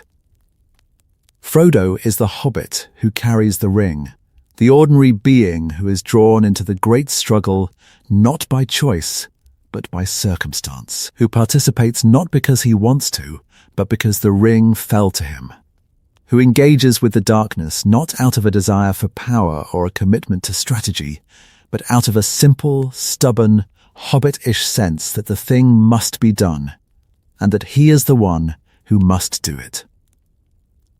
Frodo's position, the position of the reluctant participant, the unheroic hero, the ordinary person caught up in extraordinary events, is, I think, the position that Tolkien most identifies with. Tolkien was not Gandalf. Tolkien was not Tom. Tolkien was a man who lived through wars he did not choose, who participated in struggles he did not create, who carried burdens that were not of his making, and that he would have gladly set aside if the world had allowed it. The mythology needs both Gandalf and Tom. The mythology needs the engaged wizard and the withdrawn enigma, needs the compromised hero and the pure hermit. The mythology needs the tension between them, the unresolvable argument about whether engagement or withdrawal is the correct response to the existence of evil. The confrontation between Tom and Sauron forces us to feel this tension in its most acute form. We want Tom to fight. We want Tom to marshal the trees, to raise the river, to use his ancient, mysterious power against the darkness. But if Tom fought, if Tom abandoned his withdrawal and entered the struggle, Tom would stop being Tom. Tom's purity, Tom's immunity, Tom's contentment, all of this depends on Tom's refusal to engage. Tom fighting Sauron would be Tom destroying the thing about himself that makes him worth fighting for. Part 51. Tom's song after Sauron. If Sauron entered the Old Forest and was eventually defeated not by Tom, but by the wider war, by the destruction of the ring, by the heroism of hobbits and the wisdom of wizards and the courage of kings, Tom's song would change. Not the melody, not the words, but the quality, the resonance, the emotional register. Tom's song before Sauron was the song of the eldest, the song of a being who has been content since before the stars, who has never known what it is to be threatened, who has lived in an unbroken continuity of joy since the beginning of the world. Tom's song before Sauron was the song of innocence, the song of a being who has never been tested, who has never faced the darkness in its full expression, who has never felt the shadow fall on his territory and threaten the things he loves. Tom's song after Sauron would be different. Tom's song after Sauron would carry knowledge, the knowledge of what it feels like to be pressed, to be threatened, to feel the foundations of your world shaken by a force that you cannot fight and cannot escape. Tom's song after Sauron would carry the memory of the confrontation, the memory of Sauron's will pressing against the forest, the memory of the trees groaning under the weight of the darkness, the memory of the moment when Tom, for the first time, understood what it would mean to lose. The change would be subtle. Only Tom would hear it. Only Tom would know that the song was different, that the note of pure, untested, innocent joy had been replaced by something deeper, something richer, something that included the knowledge of darkness without being consumed by it.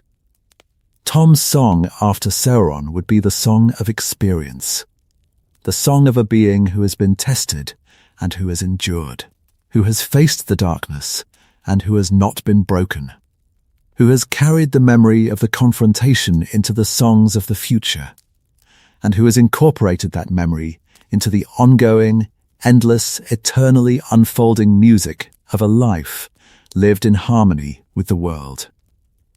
The song would be more beautiful for having known the darkness. The song would be deeper for having been threatened. The song would be richer for having survived. Part 52. The answer. So what would Tom Bombadil do if Sauron entered the Old Forest? Tom would do what Tom always does. Tom would sing. Tom would walk. Tom would tend the lilies and listen to the rain and maintain the ancient, mysterious, incomprehensible bond between himself and the land that has sustained them both since the beginning. Tom would not fight. Tom would not marshal armies or forge alliances or develop strategies. Tom would not become something other than what he is. Tom would remain Tom, stubbornly, immovably, cheerfully Tom, in the face of a darkness that has conquered kingdoms, enslaved peoples, and broken the wills of the mightiest beings in Middle-earth. And Tom would endure.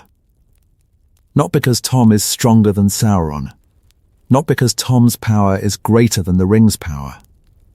Tom would endure because Tom's nature is the one thing in the world that Sauron's power cannot change. The one constant in a world of variables. The one fixed point in a universe of flux. The one being whose identity is so complete, so whole, so irreducibly itself that no external force can alter it. Tom would endure the way a stone endures in a river, not by resisting the current, not by fighting the water, but by simply being too heavy, too solid, too fundamentally present to be moved. The river flows around the stone. The water does not break the stone. The current does not carry the stone away. The stone remains. The stone endures. The stone is still there when the river runs dry. Tom would endure, because Tom's existence is not contingent on winning or losing. Tom does not need to defeat Sauron. Tom does not need to prove anything. Tom does not need to achieve a strategic objective or accomplish a military goal or produce a result that justifies the effort.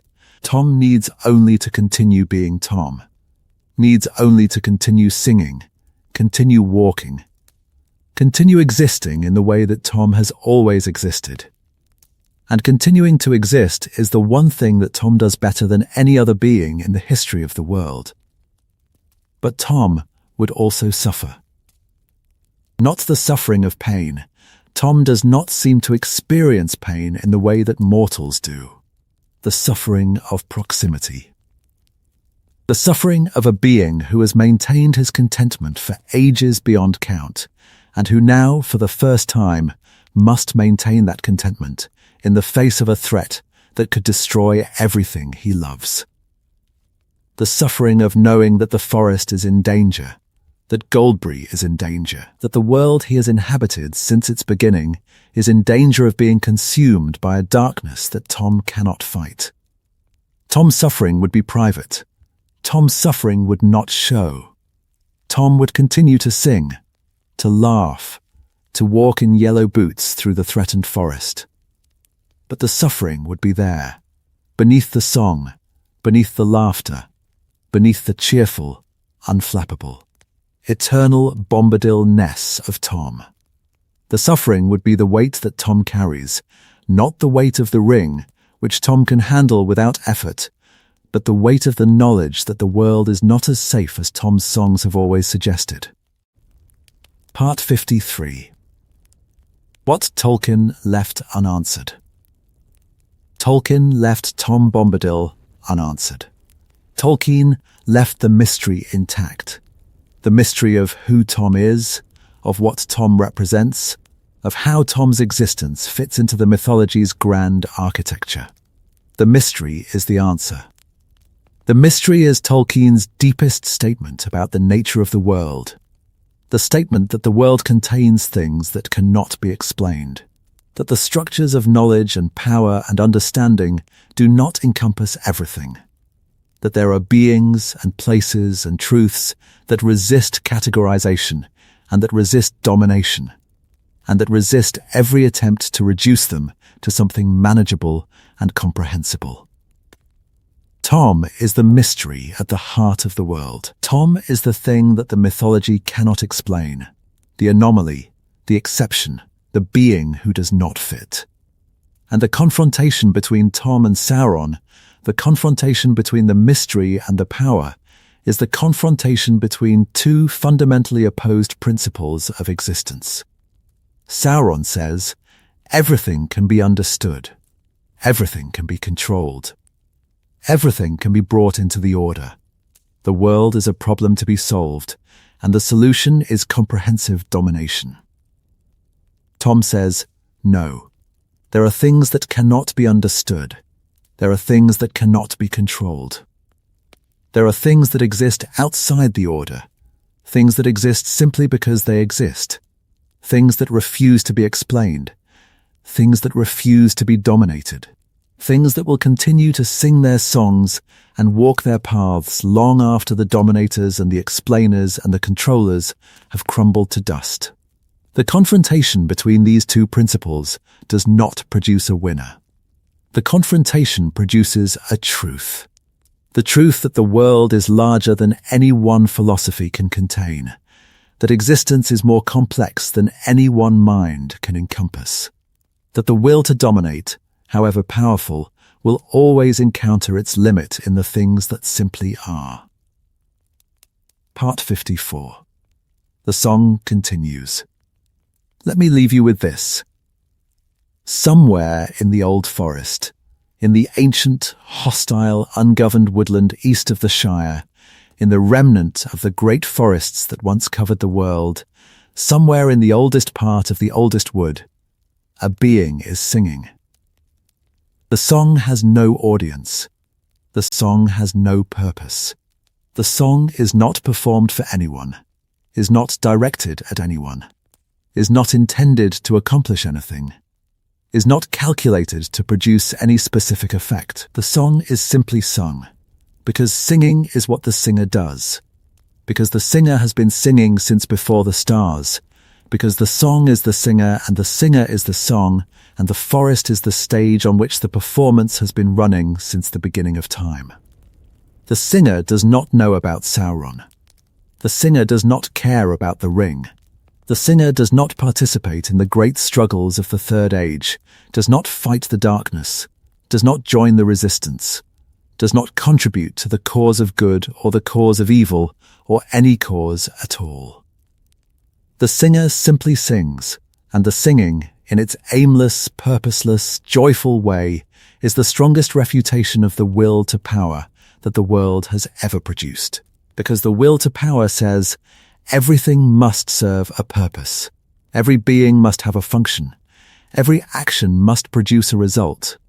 The world is a machine, and every part of the machine must contribute to the machine's output. And the singer says, I sing because I sing. I walk because I walk. I am what I am because I am what I am.